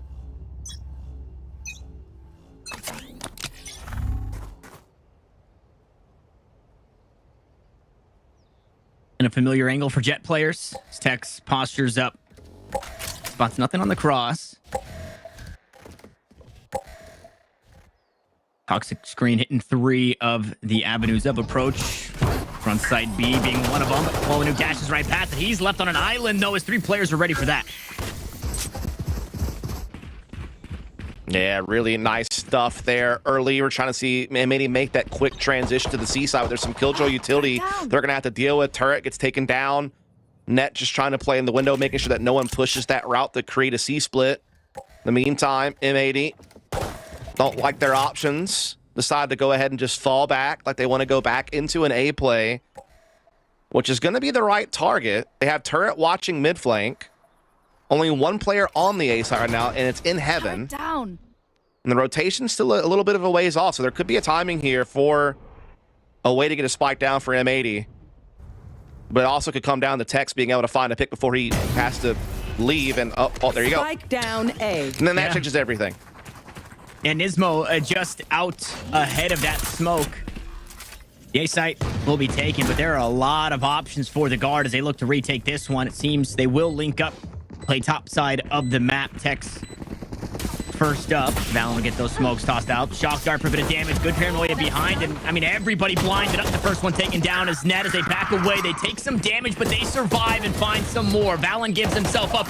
Right clicks go wild. And Jonah P will run through with the frenzy, but the shots aren't landing like they had hoped. Finally, it all comes to fruition, and Jonah P will bail himself out and find the pistol. Yeah, again, Jonah P, certainly one of those players that ranks very highly in clutch percentage. He actually sits at number 7, and clutch is 1 in all of challengers. Pulls off a huge one there, because I actually thought M80 did some really good work there. Obviously, a cold start, you know, going down to a 3-on-5 pretty quickly. Tex hitting that sheriff shot from heaven was massive, but I like that they got proactive, you know, into the B link area with that paranoia from Xander, and actually pushed in and got some frags, able to fall back into sight and kind of go tit for tat, which is exactly what they needed to try to recover the round. But in the end, Jonah P able to do what he does best, clutch it out, keep the Guard out in front. And we got the stinger buy up here from M80. And one of few actual forces, might be the only real force, all the way down to 0 credits here in what's supposed to be the anti-eco round. And they've got the spike planted. We've seen what they did in the face of adversity in that last round. The Guard ready for a swift retake. Paranoia should hit a handful of players, but they send one right back. The Bulldog can't find too much just yet. Trent, where able flank, will back away for a moment. Koala inside the smoke, assumes position down to 15 HP as Trent wants some more. He hops out again. This guy likes to get silly in these jump peaks, and it pays off to go back and forth, but the Guard are working against the clock. It's another player here in the back pocket for the attack as John Cutie. Nanoswarm won't keep Valen off. Valen looking to just get this one the whole way. John Cutie not going to check it. Finally walks on in at the right time, and they get it done. John Cutie will tie us up. Oh, that was a nail-biter, though, wasn't it? He started to wonder if maybe John Cutie thought that he had a better timing of the situation with that Nano Swarm, but it was actually avoided, and that's why the full stick was actually coming through there. But John Cutie minds his P's and Q's, realizes, hey, maybe there's a chance that he beat it. And he does go into the smoke to check, and he finds what he's looking for, taking Valen down and putting this thing back to 7 apiece. Now it's the Guard on the low-buy situation. M80 able to roll over the 3 Spectres and pick up 2 Vandals to go alongside of it. Xander does have his ult available as well. Could always be that little heaven teleport for a little split on the site. Is always an option, or as an info play. Or for a late backstab flank on a retake. You know, dealer's choice. Dealer's choice.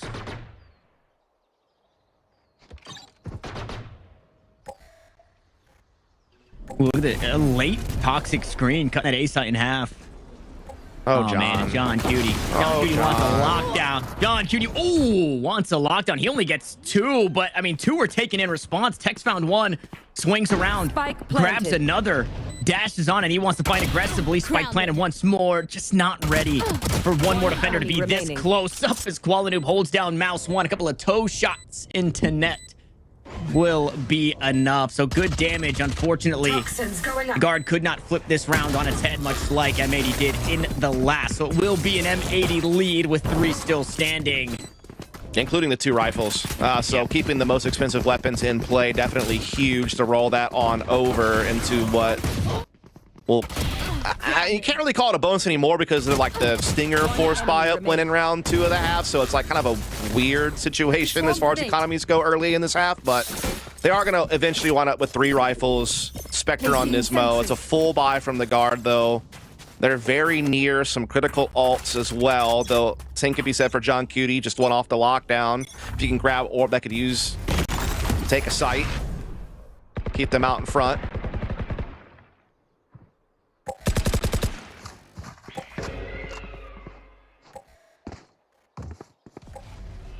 And Flash reveals that players have taken some space inside a lobby. Trailblazer just behind it too, so but his Sky utility used to try and figure out where this M80 attack is coming from. Meanwhile, on the opposite side, ooh, wow, Trent. Nice one. Yeah, good placement there. Koala kind of stuck inside the wall. The decay does not help his situation, and Trent finds an early first blood. Yeah, I mean, M80 are a tough team to handle because they're very good at the multi-pronged pressure. But to the guard's credit, they are covering every front, and they are finding the frags. They are not letting M80 do what they normally do, which is spread the map, pressure you on multiple fronts, grab map control, mid-round from there onto where they want to hit with some type of explosive take. Instead, it's the guard, you know, taking the fight to them on some of these forward angles, winning the fights, and making it tough on M80 to find space. 1 enemy remaining. And Paranoia through the crossfire, held there. ZU deals with both players in that position, but now has 3 more to worry about. Yeah, the guard, everything held, like you mentioned. Tex was bonking heads. Oh, we had that crossfire on that B site. That made this one less than digestible for M80. And the Koala fam in chat. Now, there is a world where EU could do something miraculous. We're due for something miraculous. And he's giving himself up. First one up is Tex. Next one just around the corner, Valen. Eventually, Jonah P will look to challenge as well, but Valen gets the job done, and the guard will tie us up once more. Now we're back to a back and forth affair in this series, just like we had on Fracture after a bit of a pit stop for M80 to go on a little bit of a sprint. A little bit of, you know, awesome games done quick in the previous map. Back to normalcy now. Again, I'm really liking that the guard are willing to test M80 on these angles and not give them that free space, because you can't. If you let M80 spread the map, get the control, and set up a foundation for a hit, they're so hard to stop. And that's why I like that the guard are willing to try to rattle them a little bit, try to take the game to them, so to speak. I think sometimes teams kind of almost wither against M80 because they're a little bit fearful of trying to take those battles, and the guard aren't. Doing it again. Look at this. Sending everybody this way. It's going to walk the team of M80 into... You should run. Net here. This Killjoy postured up. Lockdown comes through. John Cutie hangs on to the angle for a second. He's going to give it up and look to work his way up towards this C site. Meanwhile, backside Xander's already been postured. And there's just no... no comfortability there for Net. Will eventually get taken down as he was tied up in the lockdown. The defense are here.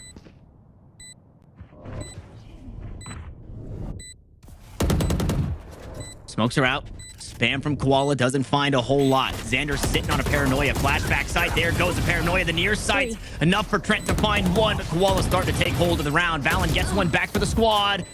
Koala eventually silenced, but 2 still remain in the health. It's 68 between 2 players. A shock dart would be more than enough in this situation. As a snake bite trying to force him off. Hunter Shuri going to be invested into this one as well, just to try and secure the round. And you don't have the health to take it. You hear that spike ticking. Nismo will find the kill. Valen gonna hop on, try to stick it once more, as we saw in a round prior. but it doesn't work the way the guard could have hoped. M80 grab a lead. Indeed, they do. They also now have Rolling Thunder in play for their next take, and they're up against the guard team that do not have that many credits to spend.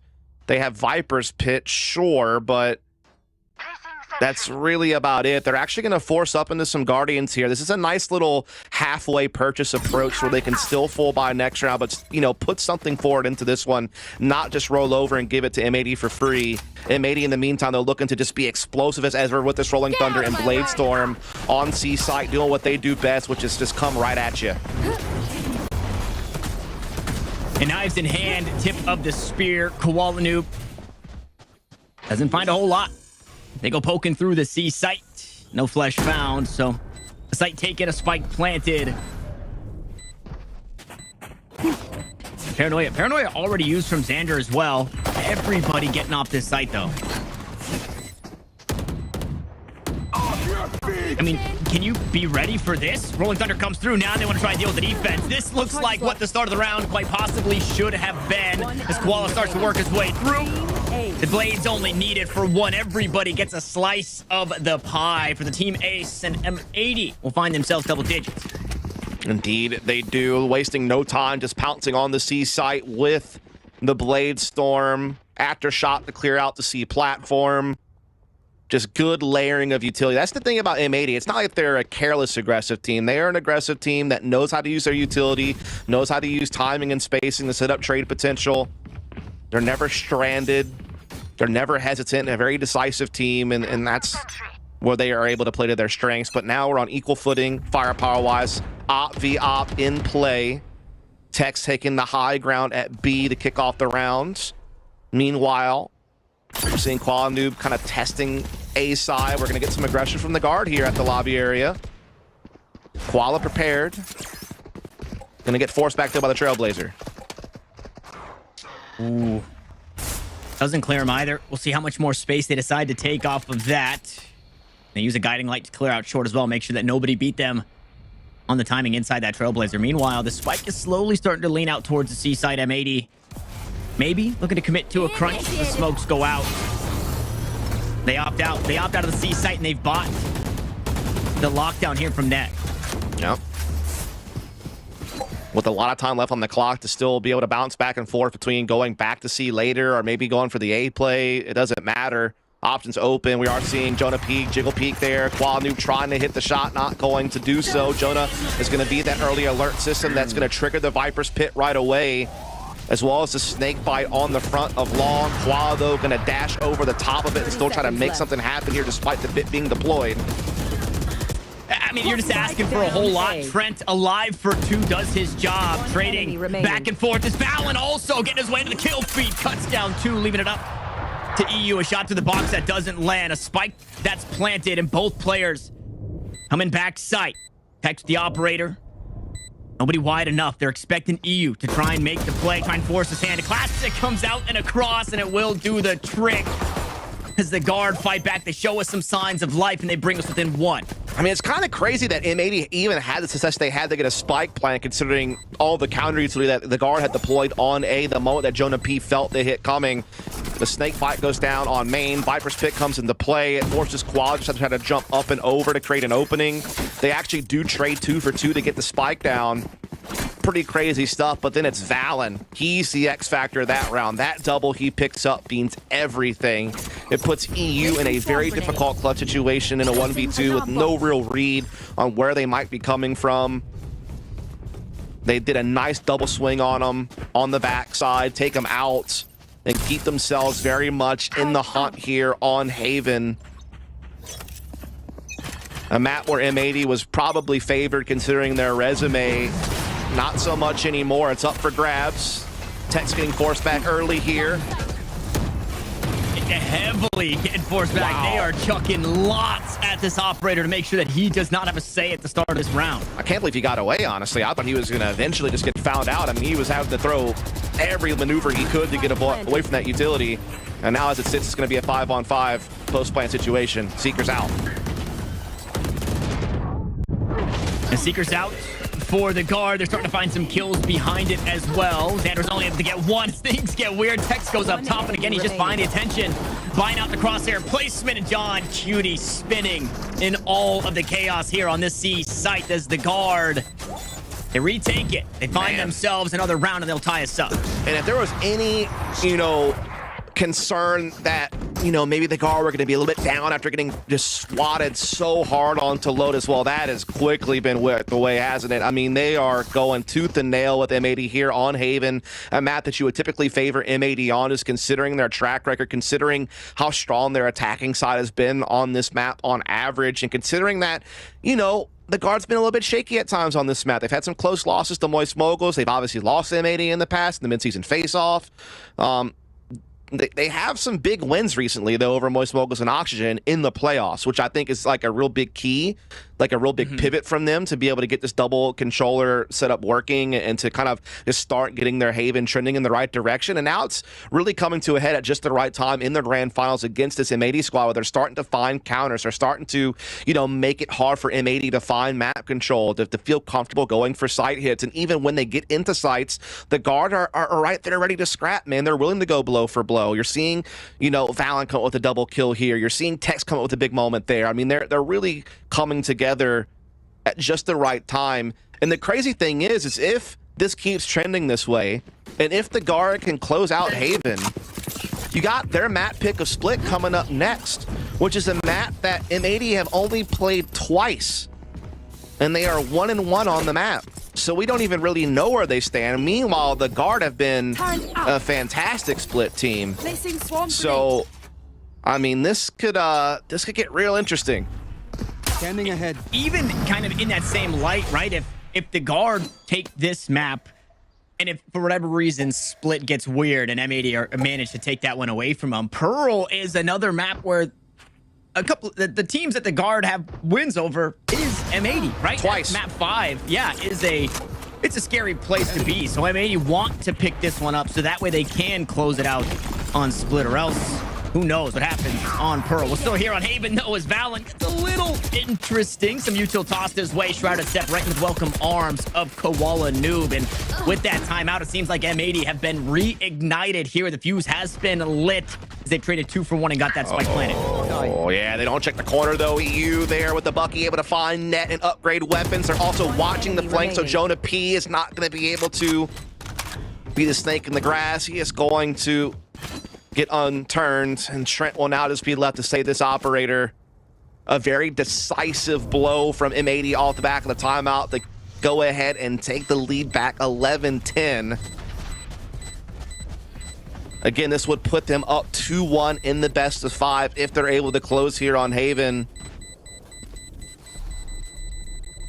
And that would really, I mean, that would definitely give this series a real shot at 5 maps, in my opinion, just because I feel like you got to get the slight nod to guard on Split. But I will say the 2 games that M80 have played on Split have both been in Split 2. It was week 8 and week 10, and they did beat Oxygen, a very solid team. So it's just, we haven't seen their Split very much, right? For all we know, secretly they're very comfortable on the map, and it's right up there with the rest of the pool, you know what I mean? It's just we can't know that. We don't have the data to go off of. But regardless, we're still in the thick of Haven. It's still anyone's game at this point. Now the guard calling the timeout. And the power of the timeout has been strong for both of these teams throughout the year. These teams are 2 teams that have not only veteran in-game leaders, but also fantastic coaching staff that can come in and help provide, that third perspective on, what maybe could be, tweaked to provide success for the following round. And so this is a good time for the guard in a tight moment to go ahead and make that call and kind of talk things through. Again, I like what they're doing. I don't think they have to make any crazy adjustments. I think that their willingness to fight the periphery of the map, their willingness to try to take space early, I think has been really well done. So I don't think they really have to really change too much. I mean, it's just about keeping Texas op mobile. And it's just about, kind of keeping calm, keeping composed, and keeping the comms up and making sure you're making the right rotations. I don't think they have to do anything drastic here is what I'm getting at. And you called up the coaches in that timeout. You could see it on the player cams. There was a lot of listening happening for the guard until that timeout was about to run out, and Valorant just starts hyping up the team. And let's go, boys. We got this. They haven't been able to call themselves back to a close game. They give up a round prior, and Net immediately dug out, trying to peek into giant, try and jump away to safety. He's been revealed, and he's going to get run down. Koala 2 kills. Good for them both. Here in round 22, and Nanoswarm keeps the rest of the defense at bay. And the guard, I mean, what are your options, right? In the hands of Tex. Lesser credits on Trent. Do you try and find your way back into this one? Tex gives himself up. That's the operator down. That's it. You gotta call it now. Just play for OT. I think, honestly, the MVP of that round may have been the Nanoswarm that stopped Valen from being able to come back and trade back inside again. Because there was that situation where Jonah P was stuck in the corner, and, you know, obviously M80 already had the initial entry. The paranoia and the combination of Koala dashing forward allows M80 to open up the site. But Valen did such a good job trading off of Jonah P and at least kind of keeping his team in the fight. But the moment that he gets nanoed off and they're forced to fall back and just play retake and man down, and then on top of that Tex gets caught, it's over. Match point. And now it's match point for M80, a chance to go up 2-1 in the series, and they have a pretty nice edge here economically. They have a little bit of an ult advantage as well going for them. They have history on their side, if you want to throw that in there. I mean, I don't know. It's up for grabs as the guard will call their final timeout here. You get 2 per map. They'll go ahead and call it the second one. Mon as well. Might be your last chance. Yeah, the scary thing is we come, you know, towards the close of the map, whether that be in M80's fashion or the guard's favor, Koala is heating up, right? Yep. Just when they need him. He is jumping into sites and taking names with him before he falls down, right? 2 kills in that last round. He's doing that thing where you're just like, well, okay, you just got Koala. Like, that's really all you can say about it. Needs to remove the noob out the name at this point. I feel like he's earned it. He earned it a long time ago, but so I'm sure his fam is hanging out. His fam is one of the ones that is consistently kind of supporting. We see a lot of that though, honestly, in Valorant, which is awesome. But I feel like Koala probably has like 3 or 4 different relatives that frequent the community. And they are a noisy bunch in the best way. They definitely make themselves apparent in the chat. And we need more of that. So, Thanks. Never stop. Never quit. Never stop stopping. Never stop stopping. Oh. Okay. Well, you just got that's how we do it.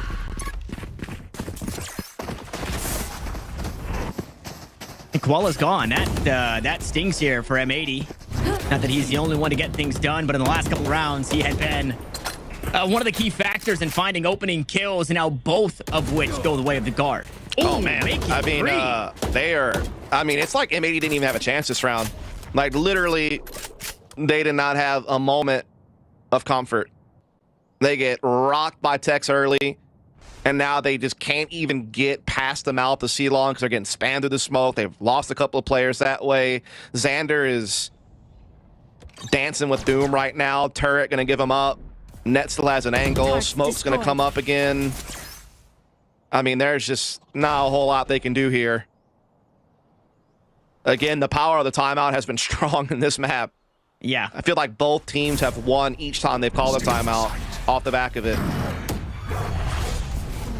Yeah, a reminder that Xander also uses 30 ultimate seconds left. early True. in this round, right? So no plays to be made with that. However, he's got the high ground. Shrouded Step was the only thing needed, unfortunately, for Xander and EU. Strength in numbers was not on their side. To the guard, they call a timeout. They use their last, and they come into this next round explosive. They take it near flawlessly, and we're just around the corner from an overtime. Very possible at this point. The one thing in M80's favor is while they did spin the From the Shadows ult in that previous round, they didn't really commit too much else because, well, they didn't really have a chance to. So they are going to have Lockdown and Hunter's Fury guaranteed. Nismo 1 off Rolling Thunder. Now, Net's one off of lockdown, a huge retaking tool, so those ults could become pivotal and if this goes to the OT or whether or not we see it in regulation. Man, they are doing the guard thing where they fight for all this space. Unfortunately, it's not going their way. Up close and personal. Trent has not been spotted. He was hoping to get some more. Gonna P holds down the site. It's only damage, but a snake bite to keep the remaining members at bay here for M80. They slowly creep their way on, and it's been cut down to just Nismo. Both defenders on the opposite side. The guard looking to push us to overtime, but Nismo won't allow it. Oh my goodness, of all the ways the game could end a lineup for Nismo in one of the craziest moments we've seen this series. You feel like the way things were trending, the guard, we're gonna send this to OT. Trent was undetected. He gets his man. I mean, the attacking side's literally getting pinned up against the wall, but then Nismo somehow finds the lineup on the double, just generally in the past on Split, particularly the combination of Raze and Jet. So it's not foreign in that regard, but it is new for these two teams.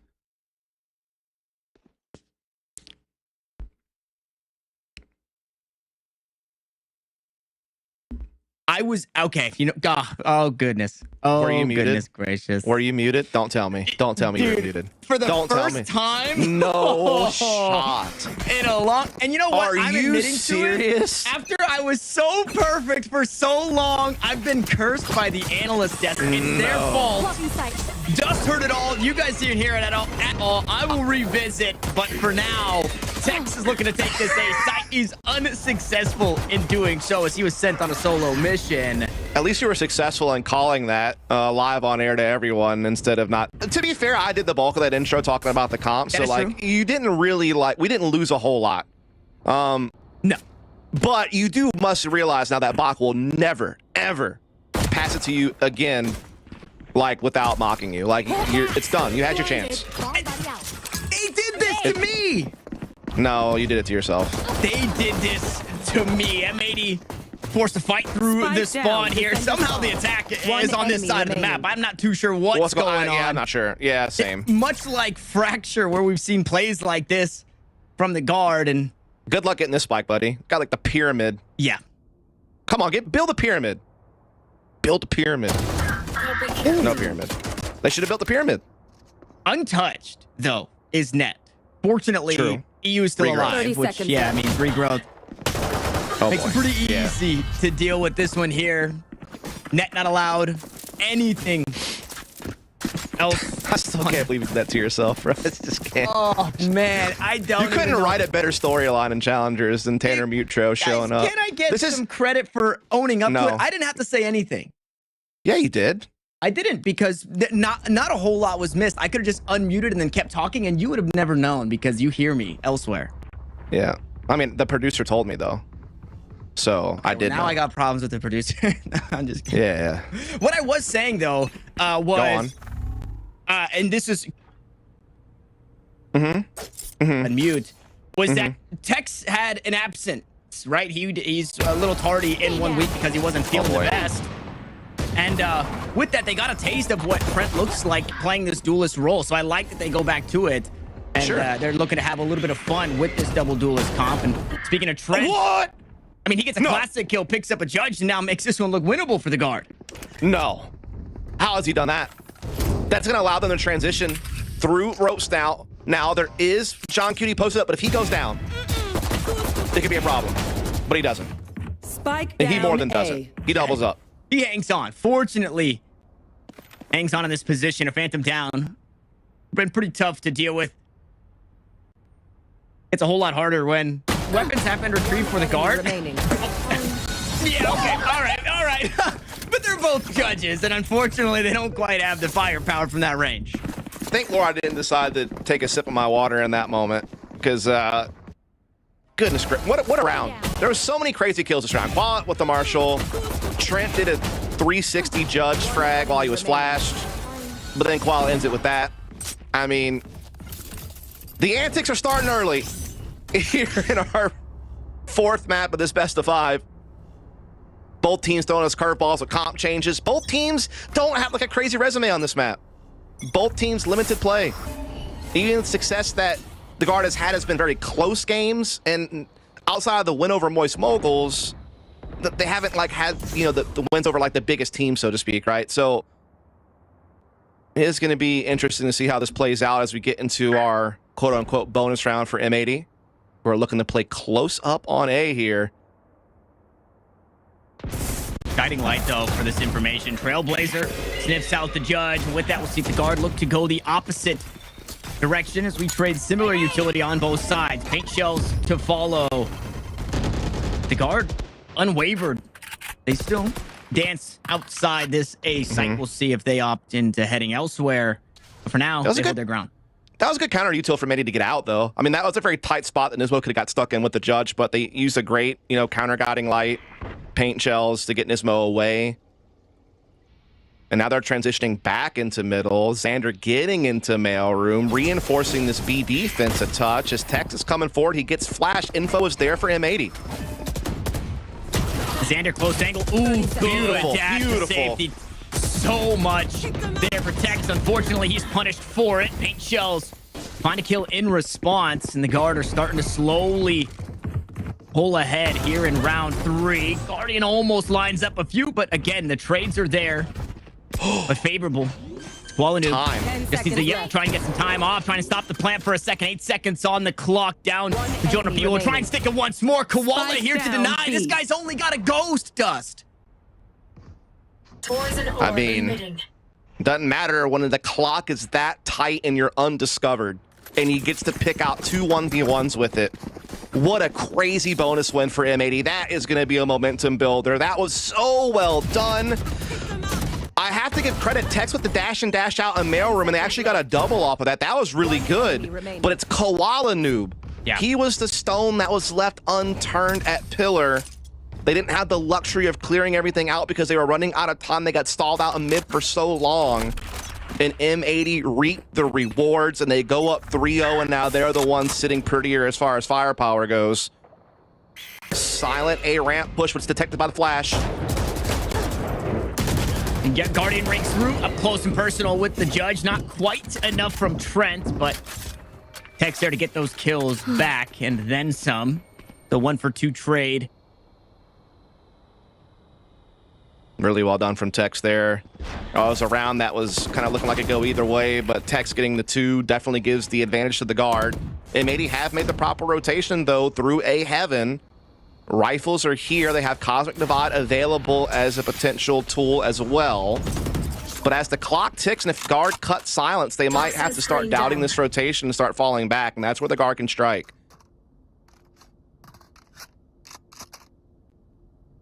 Xander has a big role to play. John Cutie can help him out. We'll see if it does not eventually land the way that they could have hoped for. Back and forth up atop in heaven. You guys feel himself out. The spray gets a little wonky.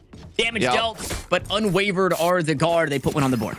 Yeah, EU just a little shaky on the spray. Didn't really have a way to reset the aim either, and he was in a tough 1v2 regardless. So the Guard will put one through. Brilliant work from Tex, doubling up on A ramps here. Also gets a 3rd frag onto Xander, net with a good trade on the John Cutie. So they just kind of were able to stay a man ahead throughout that entire round. Really good sequence from them. We are going to see M80 elect to go for the Shorty Bladestorm combo on Qual Noob. Everyone else is able to buy up, though. I think Nismo might have a Judge. Stinger, Bladestorm combo for Tex. Looking to get aggressive here on the A side. Ball going all the way. Oh, my God. He's not done. This guy wants some more. Playing with net, right click will do the trick. And unfortunately for the Guard, it was only net here. So that means a rifle now picked up in the hands of Koala Noob. Knives on the opposite side. Tex takes heaps of damage, but EU on the receiving end of some as well. Down to 1 HP, but he survives. As Nismo plays this close angle, shoulders giving up, and the Judge on split, man. It's just... It hits different. Yeah, knock it off, man. Paint shells on the backside, too. I mean, name a better duo than Raised Players and Mailroom Be Heaven, right? Like, this is their domain. Yeah, it's going to wind up with 3 when it's all said and done. Now Xander and EU have made the rotation. Although EU is low on HP, hold the phone. Jonah P has a chance to pull off some magic here. He's got time. He's got Spike. But M80 kind of retreat and reset. Jonah does have Seekers that can give him a little bit of intel. Now he knows that one is Vince, and he knows that the rest are B. You guys gotta be careful here with the slow 30 health. seconds left. Guiding Light will slow Jonah down. And John Cutie is on site. And time is starting to tick here, Tanner. Yeah, Jonah P. Ball in your court, has to make a move. Man, 1 HP. EU finds the angle, takes Jonah P down, and again, one clutch in the 4 maps that we've seen thus far, this being the 4th. One for real 1v2 clutch, and it was to win the game for M80, which is not something that happens, right? The guard are usually good for a handful every series. Dude. The double duelist play that round was just disgusting. The fact that Koala got away with that on net was bonkers. And then immediate follow-up by Nismo with the judge in heaven. Winds up with 3 of his own. And now again the guard on the back foot. This time it's going to be Sheriffs and a classic and the showstopper of Trent. Really the only big tool. They do have the Guardian as well. Looking to test mid. Nismo trying to counter with Boombot and paint shells. And right behind him, Nismo buys their attention, backs him away with the paint shells.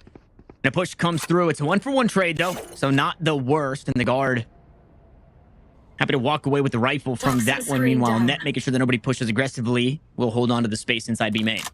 Could be an interesting off angle here for Qualnu that could guile him to get a frag and to get back to pillar. Depends on if he gets double faced or not. Definitely still looking to hold it. Guiding Light comes through. He turns from it. Man, How? Yeah, he gives up the angle. He just sits. He just resets. He keeps doing it. Runs out of ammunition, or surely it would have been 4 kills on the round. M80. They just keep marching forward. I mean, wind in their sails here in map 4. That's a tough one for the guard. You feel like, I mean, obviously they couldn't have anticipated Koala playing that angle when they first dashed in. But when you trade 1-for-1 in mid like that, and you seem to have Koala pinned in the corner here, you've got to trade him. You can't let him have 3. That is tough. That's a tough one to swallow if you're the guard. Obviously, Props M80, they're creating plays. They're making magic happen. Koala's been on a tear all series long. I mean, man. And now they have a massive ult advantage coming into this next buy round. Trent going for something crazy here. Both rockets are out, but it's Trent that dies. Nismo survives. Meanwhile, the spike works its way up towards this B side. A full buy here for the guard. So a potent one, but a player down they are as Tex look to get aggressive inside the smoke. John Cutie waits. Seekers on the opposite side from EU. Viper's pit is down, and for now, the guard have control of the round. Yo, and John Cutie catches Tex. That's going to really kind of make things even tougher despite the Viper's pit being down. Now they can just kind of start spamming, slowly maneuvering. Now Net does grab one onto Xander, but now the Trailblazer starts to clear a way forward. Going to find Valen. Going to give them a little bit more space for John Cutie to push in and find the kill. Now Jonah P dinked as well. And Jonah P just can't even show himself. Fortunately, Net is still alive, and they're buying time. That's what they need to do in this position. With the snake bite down, Nismo will try his hand. Net seemingly has done enough. 4 kills on the round. Won't find the fit, but it doesn't matter. Net hangs on inside the pit. This is his domain. And the guard will find another round. And we're eventually given the eBay clutch to the guard. Indeed, we are. Net, kind of the unsung hero, I feel like, of this guard team. I mean, when we talk about how good Trent and Tex are, again, Trent since the top 10 in almost every category statistically, Tex in the top 5 for almost statistics, you know. I mean, those guys really are the front runners of the squad. Then you have, you know, Valen, the in-game leader, a good fragging IGL, big in the clutches, same with Jonah P. But Net in his own right, top 10 KD ratio, and he is very solid. He's probably in or near the top 15 for average damage per round and kills per round. So he is definitely one of the best Sentinels and challengers. I would put him as one of the more underrated players in the game, period. He's also with Trent playing the Rays, right? He's been put on Viper duty. Usually when we see that Viper, it's Trent to do it. So showing a flexible agent pool. Oh man, flexible Koala Noob tries to long step away. Unfortunately, can't quite hit the splits, and Jonah P punished him for the aggression. Yeah, now they're just have free domain all over this A site. EU trying his damnedest to stay alive inside elbow. And he actually does get a frag. It's a spike down temporarily, but Trent Very efficient trade there to get it right back under their control. Now they get the plant. They have man advantage here on this post-plant hold.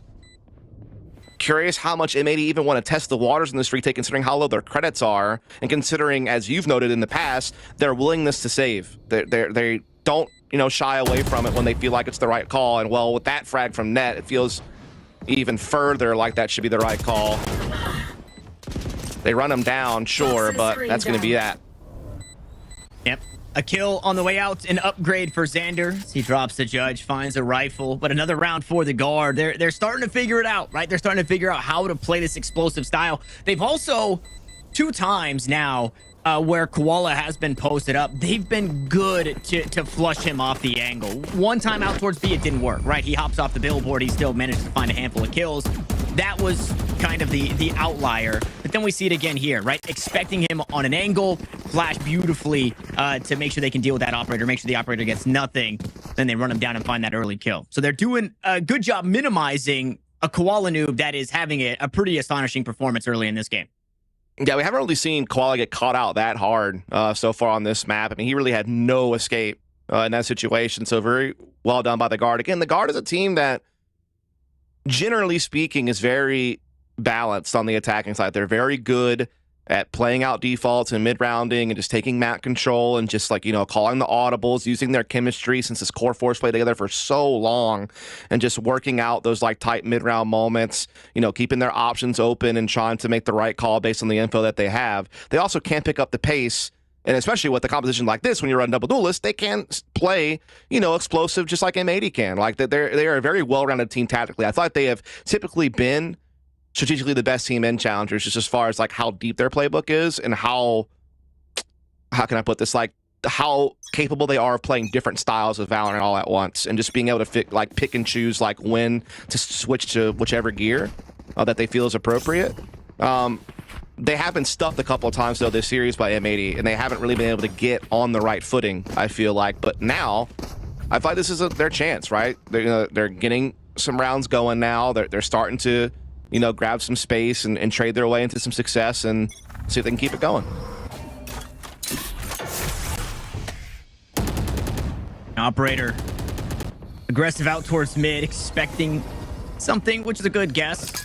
Here on split, usually somebody's looking to grab this space, and then somebody, it might eventually be net. We'll see if those 2 ships pass one another. Meanwhile, here on the B site, Xander to get first blood. Nismo makes his appearance in way of blast pack and judge kill. His friend there to trade it back. Good flash to keep John Cutie at bay. He'll spray his way backwards, and there's the operator. Finally leaves his position mid, and talked about Net, who has taken this space. Unfortunately, it's moments late. Yeah, they try to go for just the typical dive that you can see from a double duelist, right? Particularly on this map, just the satchel and dash forward onto B. It's something we've seen even on older versions of Split. Back when the double duelist composition was being used, even I'm talking 2021, bro, way back. It's always been something that you could do. Teams obviously started using it in combination with Sage walls to get to the back of B. In this situation, though, they got melted. I don't know if you noticed how fast their HP drained, but as they were taking the space on the site, I think both of them were already whittled down to probably 20 or 30 HP before they even saw a member of M80. And so they just took way too much damage on their way in. And M80 just played really smart around the toxic screen. They never really overcommitted. Held good angles, and then ultimately reaped the benefits of the early damage they were able to accomplish with their utility and spam. And for a while, we were given a nice little back and forth here in map 4, but M80 are starting to slowly piece it together, grow their lead. Step 1 foot out in front of the other. 3 in a row for them. Then matched back and forth a bit. M80 put another, and it will call for a guard timeout.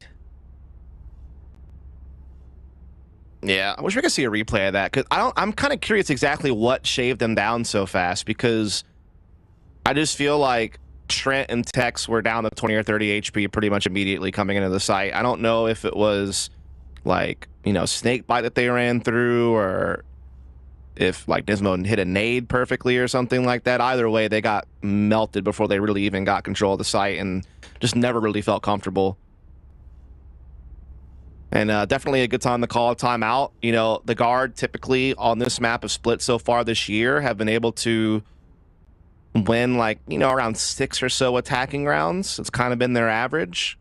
Right now they're sitting on 3 with 3 rounds left to play. So definitely need to try to get as much as they can out of the rest of this half, because I will say defensively, they're kind of 50-50. You know, we've seen them pull off a couple of 6-round halves. We've seen them also, you know, struggle a couple of times defensively. M80, on the other hand, both games that they have played on this map, they have gotten at least 7 defensive rounds. So they've usually always done pretty well on the defense. It's their attacking side that cost them against Shopify Rebellion, where they just kind of honestly choked it out and wound up losing in overtime. And they didn't spot this push in the last round. Kuala Noob had rotated up into heaven and found a kill with the operator. Let's see if they're expecting it here. Seeker's out towards the B site. It's not just Net this time around. Tex will dash his way in, and yeah, they're just not ready for it. Fortunately, the trade, though, Net will make good on the timing. Deals with the first on top of the ropes. I mean, you're just not accurate enough there for Tex. It's unfortunate. Nismo will find the headshot there, but with the spike planted, can they hang on? 2 blast packs, some snake bites to play with. Flashes available for Jonah P as he sends out his last. Net will pick one up. He's got himself an upgrade. 3 kills his way. Trent also now sitting on a kill for himself with just a stinger. He swings out wide. He looks to hang on, and the guard have done it. Net goes huge again, and they'll bring us within 2. Wow, a little bit of a fumble from M80 on that retake there. I mean, they had a good snake bite behind Pillar, but it wasn't good enough. It was kind of behind the Pillar player. So actually, you saw Jonah P be able to kind of stick around on that angle. They used paint shells to clear out backside, but they were never really able to, again, get Pillar cleared out, actually start sweeping the site. Also, great play from Net, just kind of playing the plant box and just grabbing the first one through. So really well done by the guard. They got onto the site with a lot less damage this time around and were able to hold very well. So they get their 4th round here. Koala trying to make something happen here with the Blade Storm, going to get pushed back by the boom bot. Certainly they get a little bit of info though out there. Trailblazer, certainly knowing that B's being tested a little bit, but we're seeing the guard quickly pivot now into some ramp control with their own Trailblazer. Blocking sight. Man, Nismo's got that trusty judge again here on the A site. The only defender planted on the A site. First up will be Tex, and he does not clear his corner. Shots to the back. Kuala Noob here for the backup. Up top, way up high. Down A. For 2 kills, the way of the Jet. Wow. Now Valen can have a chance at a 1v4, but it's cut down early as that M80 are explosive for their 7th round. Last round. Man, before the I switch. honestly feared for M80 there. I thought that Nismo would be in some trouble. He was basically stranded on site. His other player was smoked off at screens. The rotate wasn't really there yet. Like, I definitely thought the guard had actually found a pretty good timing. They had cleared out ramps and A heaven with the Trailblazer and kind of detected nothing there and felt comfortable taking space. And I thought for a moment that, you know, Nismo could just get overwhelmed and that could be a quick, you know, 5-on-4 post plant for the guard, but Nismo able to kind of keep his wits about him, eventually catch Tex that, you know, prompts Koala to spring forward with the Blade Storm and lights out. Last round of the half, M80 up 7-4, a chance to grab 8. With Trent just on the frenzy, but does have a showstopper.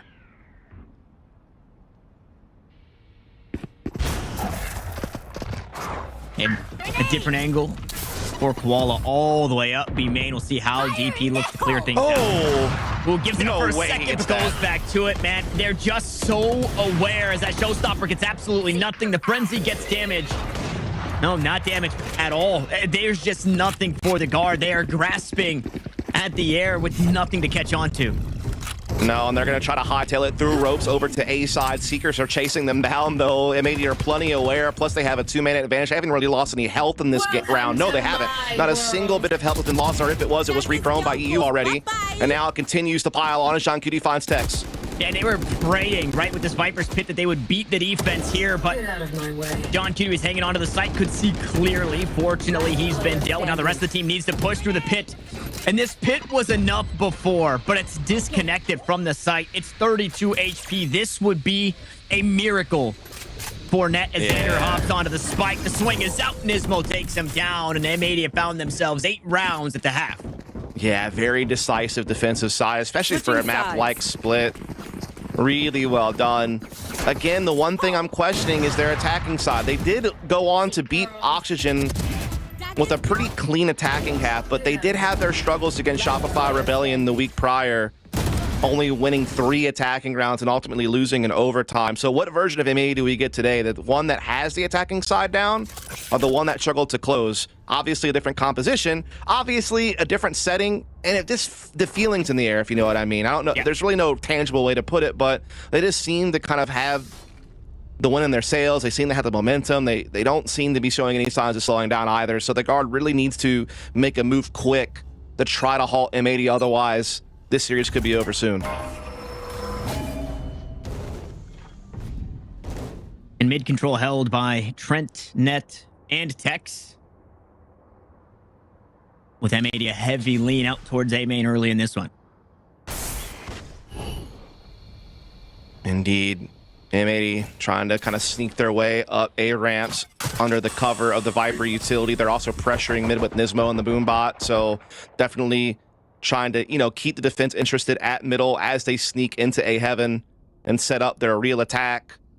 Jonah still has not spotted anything yet on the cross, so he's not really sure what he's up against. There is the quick rotation potential, though, because of how much the guard is stacking towards mailroom and vent. They can very quickly pivot to A. But again, look at all the space M80 are getting just walking forward and not making any noise. Yeah, stars are down. Jonah P won't be able to see anything. He talked about the quick rotation. 2 players from the guard already worked their way up into A heaven, one of which has been dispatched. Tex gone. Jonah P low. Trent also receiving a bit of damage. M80 to start to find it all. EU plants the speed inside heaven, and Net has to do it again. He's been good a couple of rounds in the first half, but cannot do it here in the pistol. M80 start off on the right foot here on their attack. Indeed, they do. And again, we were talking about this grand finals being the chance for each of these teams to truly establish themselves as #1 in challengers. They were certainly in the top 2 basically all year long, except for when the guard fell to G2 in the midseason face-off. Outside of that, you really felt like M80 were 1 and 2, and they were 1-1 head-to-head. The guard winning their first matchup, M80 retaliating in the second time around. But M80 have been on the ball ever since that first loss to the guard. They have won it all, and they might do it again here to hoist a trophy of Challengers in a champion. They have put themselves in prime position, and the guard feel it, and that's why they're buying up a little bit here. They want to try to stop M80 now and here and not let them build up too much. But man, it just seems like it just keeps piling on. And I didn't hear if Roy mentioned it on the desk, but after the Lotus game, right, just kind of how oppressive that felt for the guard.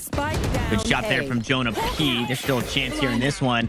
But M80 were just very aware, and they were seemingly aware at the start of this round. Now they're starting to let it slip away. EU with the Guardian, John Cutie with just a ghost, and the minor investment into this anti-eco round for the guard is starting to pay off. A leg shot will be enough to find Valen calling from the sidelines. Dash forward, shorty in hand. EU almost brings it back into this one. And with that, the kill from Trent leaves it up to John Cutie, who's healthy with the Bulldog, but no spike. 30 seconds left. No. And Trent's also very healthy. Sure, he's only got the stinger, but that's plenty. John Cutie will be able to grab the spike and run through Vince, but Trent has the read. He's already rotating this direction. These might potentially cut him off right here into ramp. He's got the dude's knife out because of the clock. And that's just a beautiful read from Trent. Yeah. Understanding the clock, understanding the rotation he needs to make, putting the stinger right where it can be the most impactful in close range at mailroom, and the guard. Hold on. Yeah, very heads up. You saw it, 20 seconds on the clock, and Trent just starts beelining over towards this B side, understanding that this play could be very possible. So he takes the gamble, it pays off. They gambled on the round as a whole in purchasing up into that, and it pays off.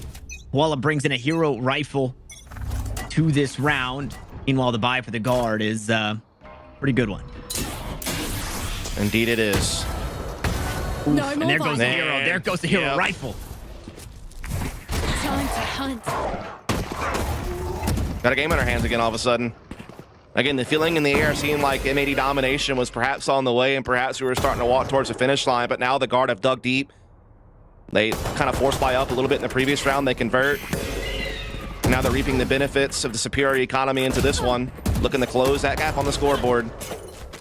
One enemy remaining. No charges left. Spike That slips a bit, a little pressure onto Jonah P and Tex. Fortunately, the rest of the team has showed up to close this one out. So they lose the pistol. They pick up their force in that second round. The guard put another on the board. So it's 2 in a row.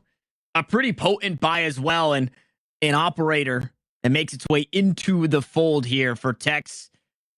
We'll see if he can start to get his ball rolling a little bit lower in way of kills. But now, I mean, this is with the operator in his hand on the defensive side. This could be everything for the guard.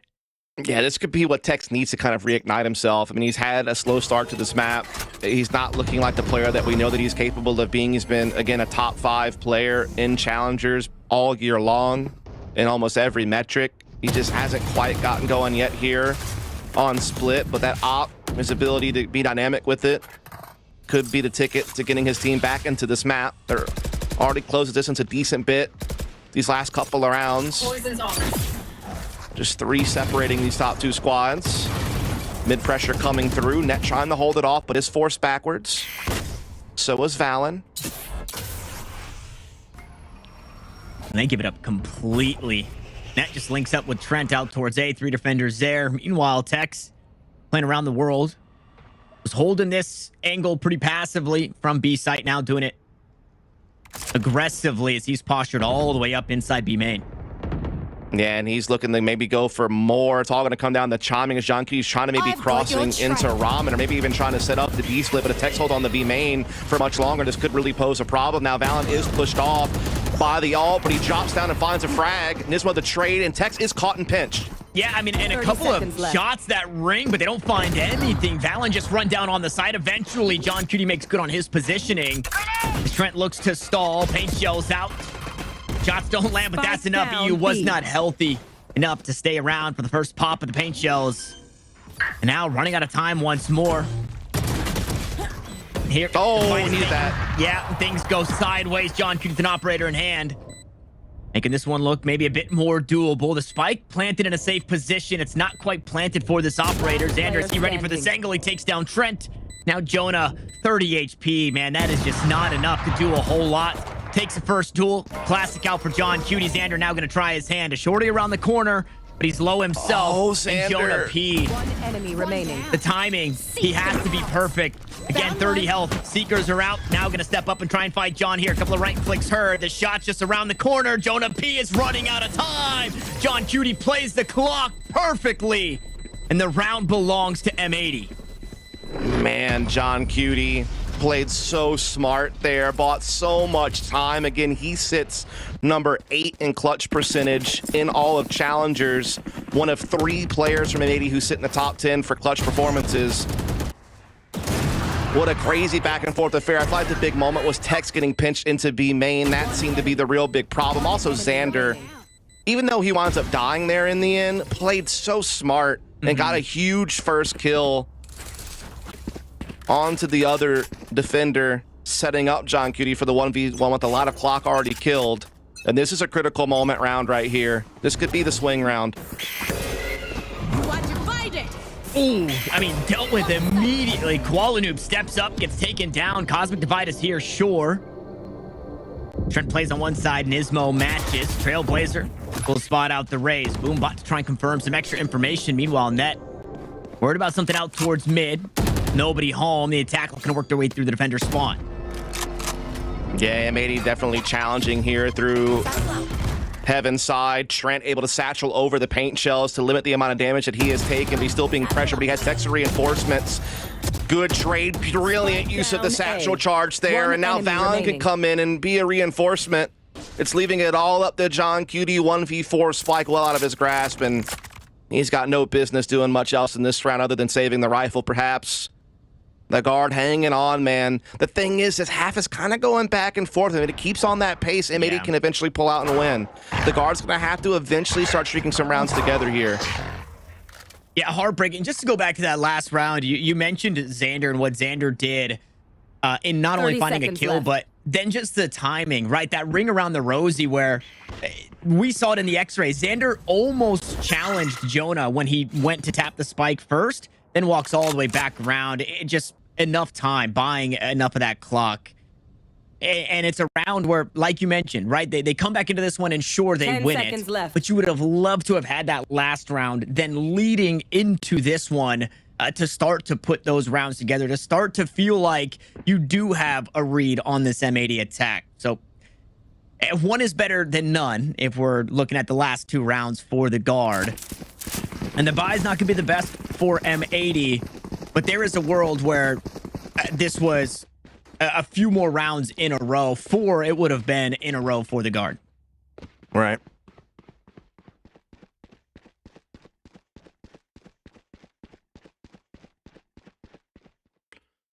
Man, oh man. Definitely the opportunity for the guard to close the gap even further into this one. Not much to work with here on the M80 side. It's just that hero rifle on QuaNoob and some upgraded pistols. They also do have Viper Spit. If they could somehow make the hero rifle work, get an entry, get into sight, that could be a ticket to steal the round away if they can get the spike down and deploy that Viper Spit. Surely Tex, though, yeah, I mean, it's going to take a miracle shot first to trigger that. Tex back here with blades. Man, and catches the hero rifle again, goes up top, but he's dealt with. Classics in numbers there. Accuracy by volume. Meanwhile, the rest of the defense, I say the rest, but it's just Trent. Comes to collect. Will grab 2 kills for himself. Still sitting on a showstopper.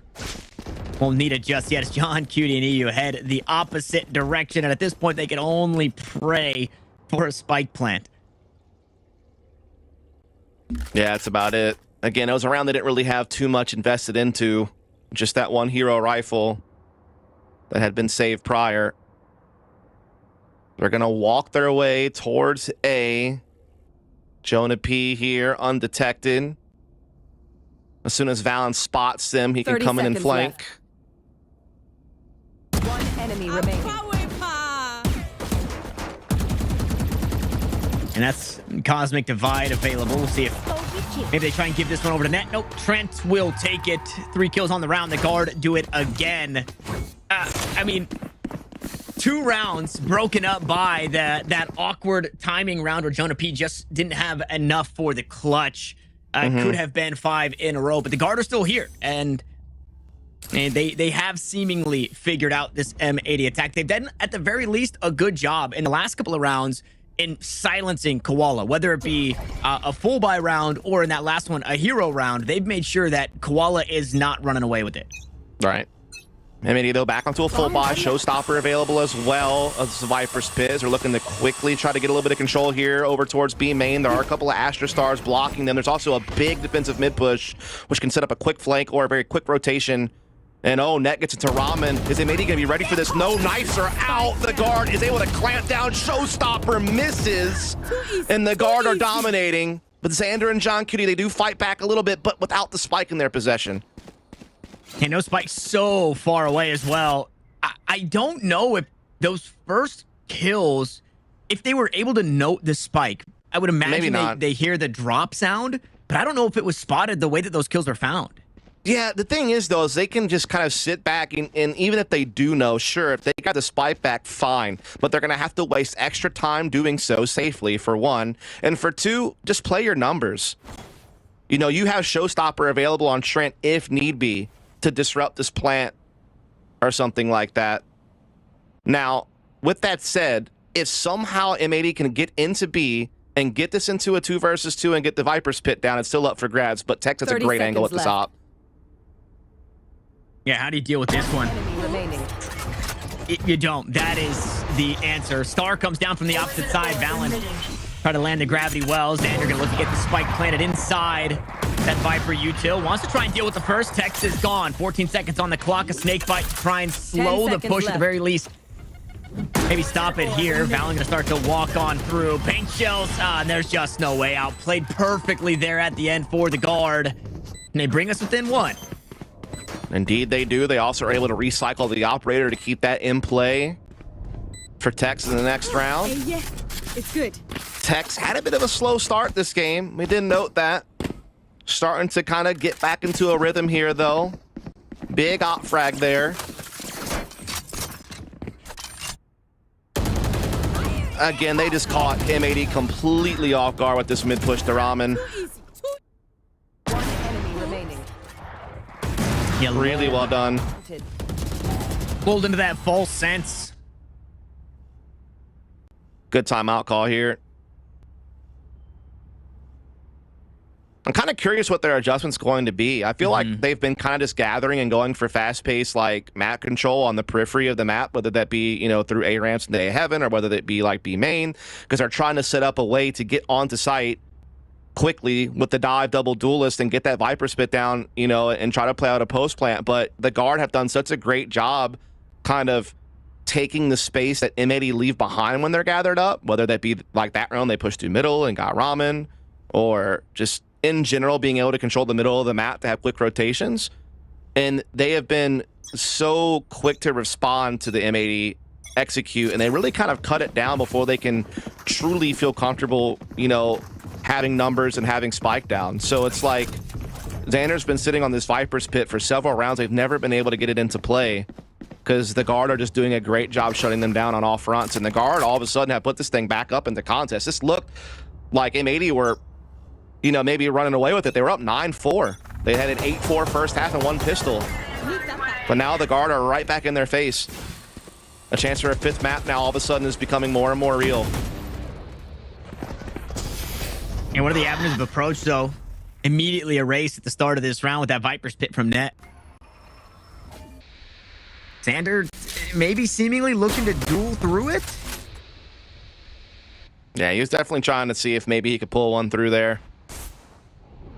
They're going to try to go for maybe a little bit of a pinch play here through the ropes into A heaven and try to pinch out this Viper. But Trent, you know, wise to this. Yeah. He's also got backup as well. Around the corner is Jonah P. So Paint Shells keeps him at bay just atop the vents here inside A heaven. Jonah P also postured up on the angle. Finds an early kill. Showstopper picks up 2 for Trent. We're just around the corner from a tie game here on Split. That just felt a little careless from M80. It's just dry peeking. You know, you're going up against Trent, who has a showstopper. He's right there. You've detected him already. It just felt like a little sloppy. 30 seconds left.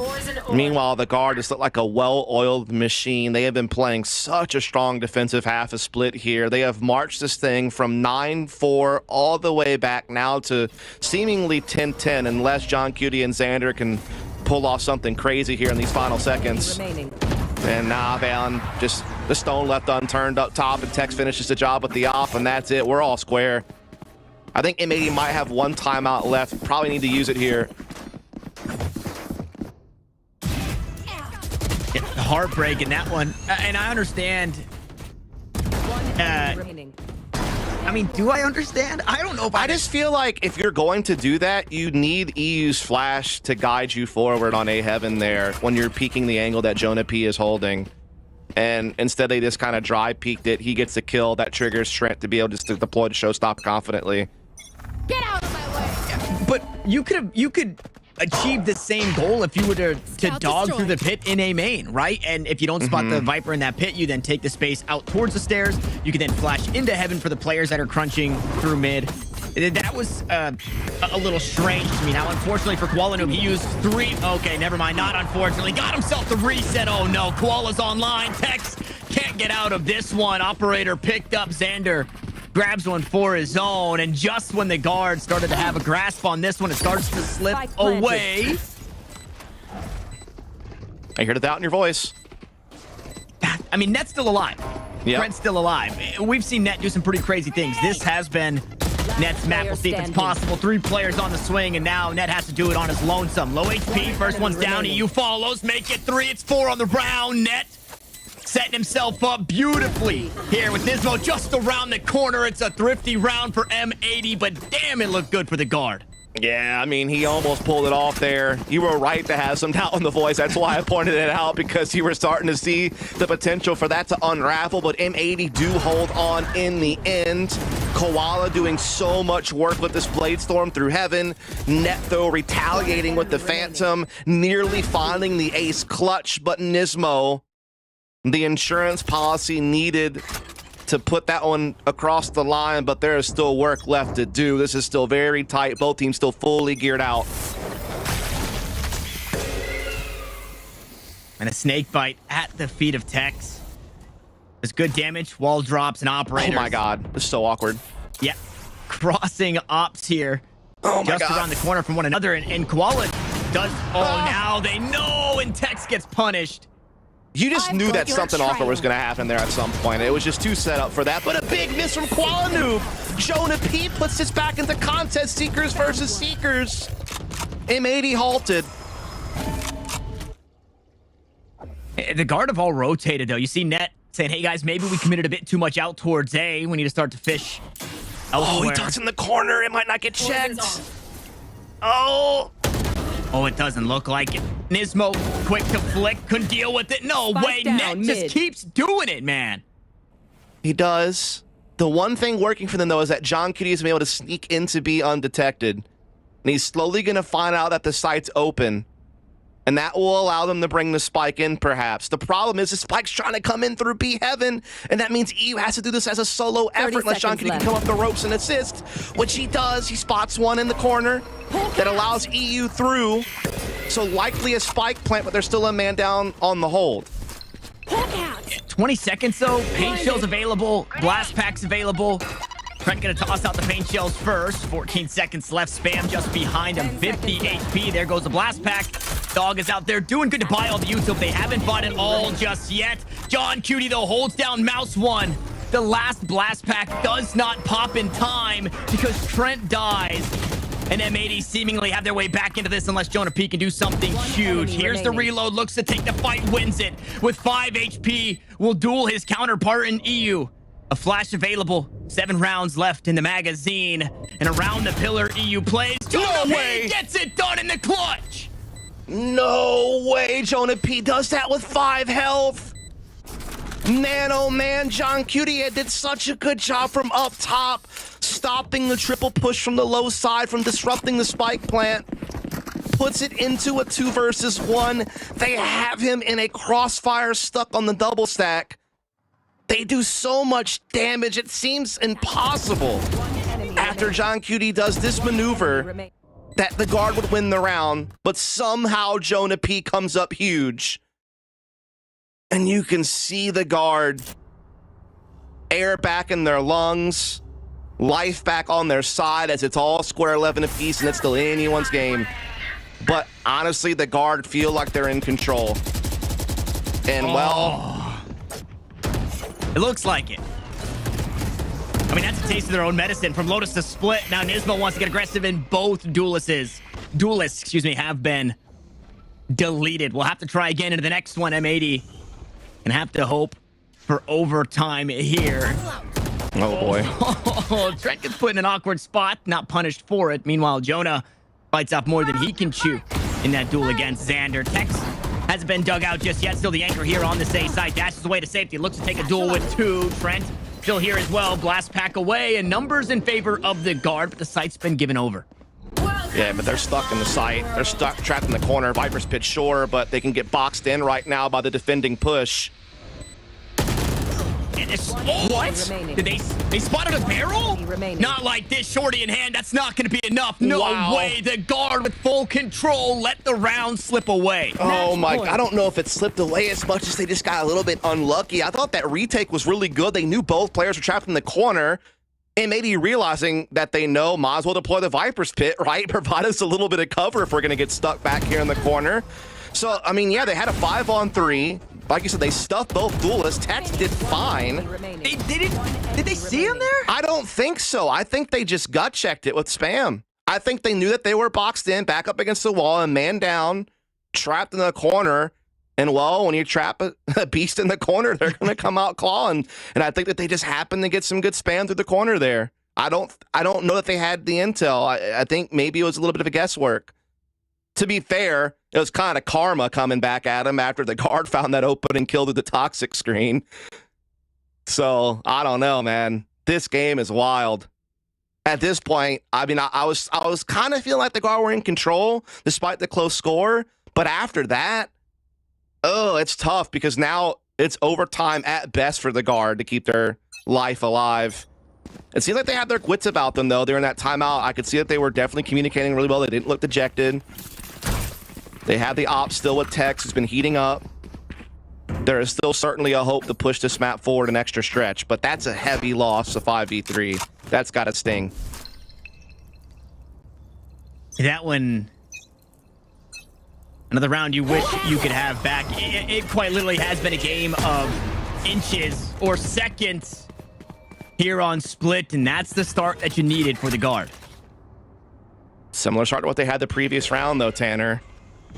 And they still weren't able to convert. How does it play out this time? M80 with the remaining 4 looking to press into A heaven. Net is looking to rotate through the vents. Jonah P jump checking from the back hall. Spots plenty of numbers. Seekers will keep Net at bay, though, inside the vent. Yeah, really good Seekers there. Cosmic Divide here from the attack. Cuts off the angles from screen, angles from heaven as well. It allows for the plant. John Cutie on the lurk. Pushes through the wall, finds kill on the Net. Numbers even. Flash on the opposite side. Xander now takes his position out of the sky. Is ripped. It's Tex. Jonah P hangs on for a moment. He's in a tough spot as well. The cross is there. Dealt with, and now Trent has to hang on.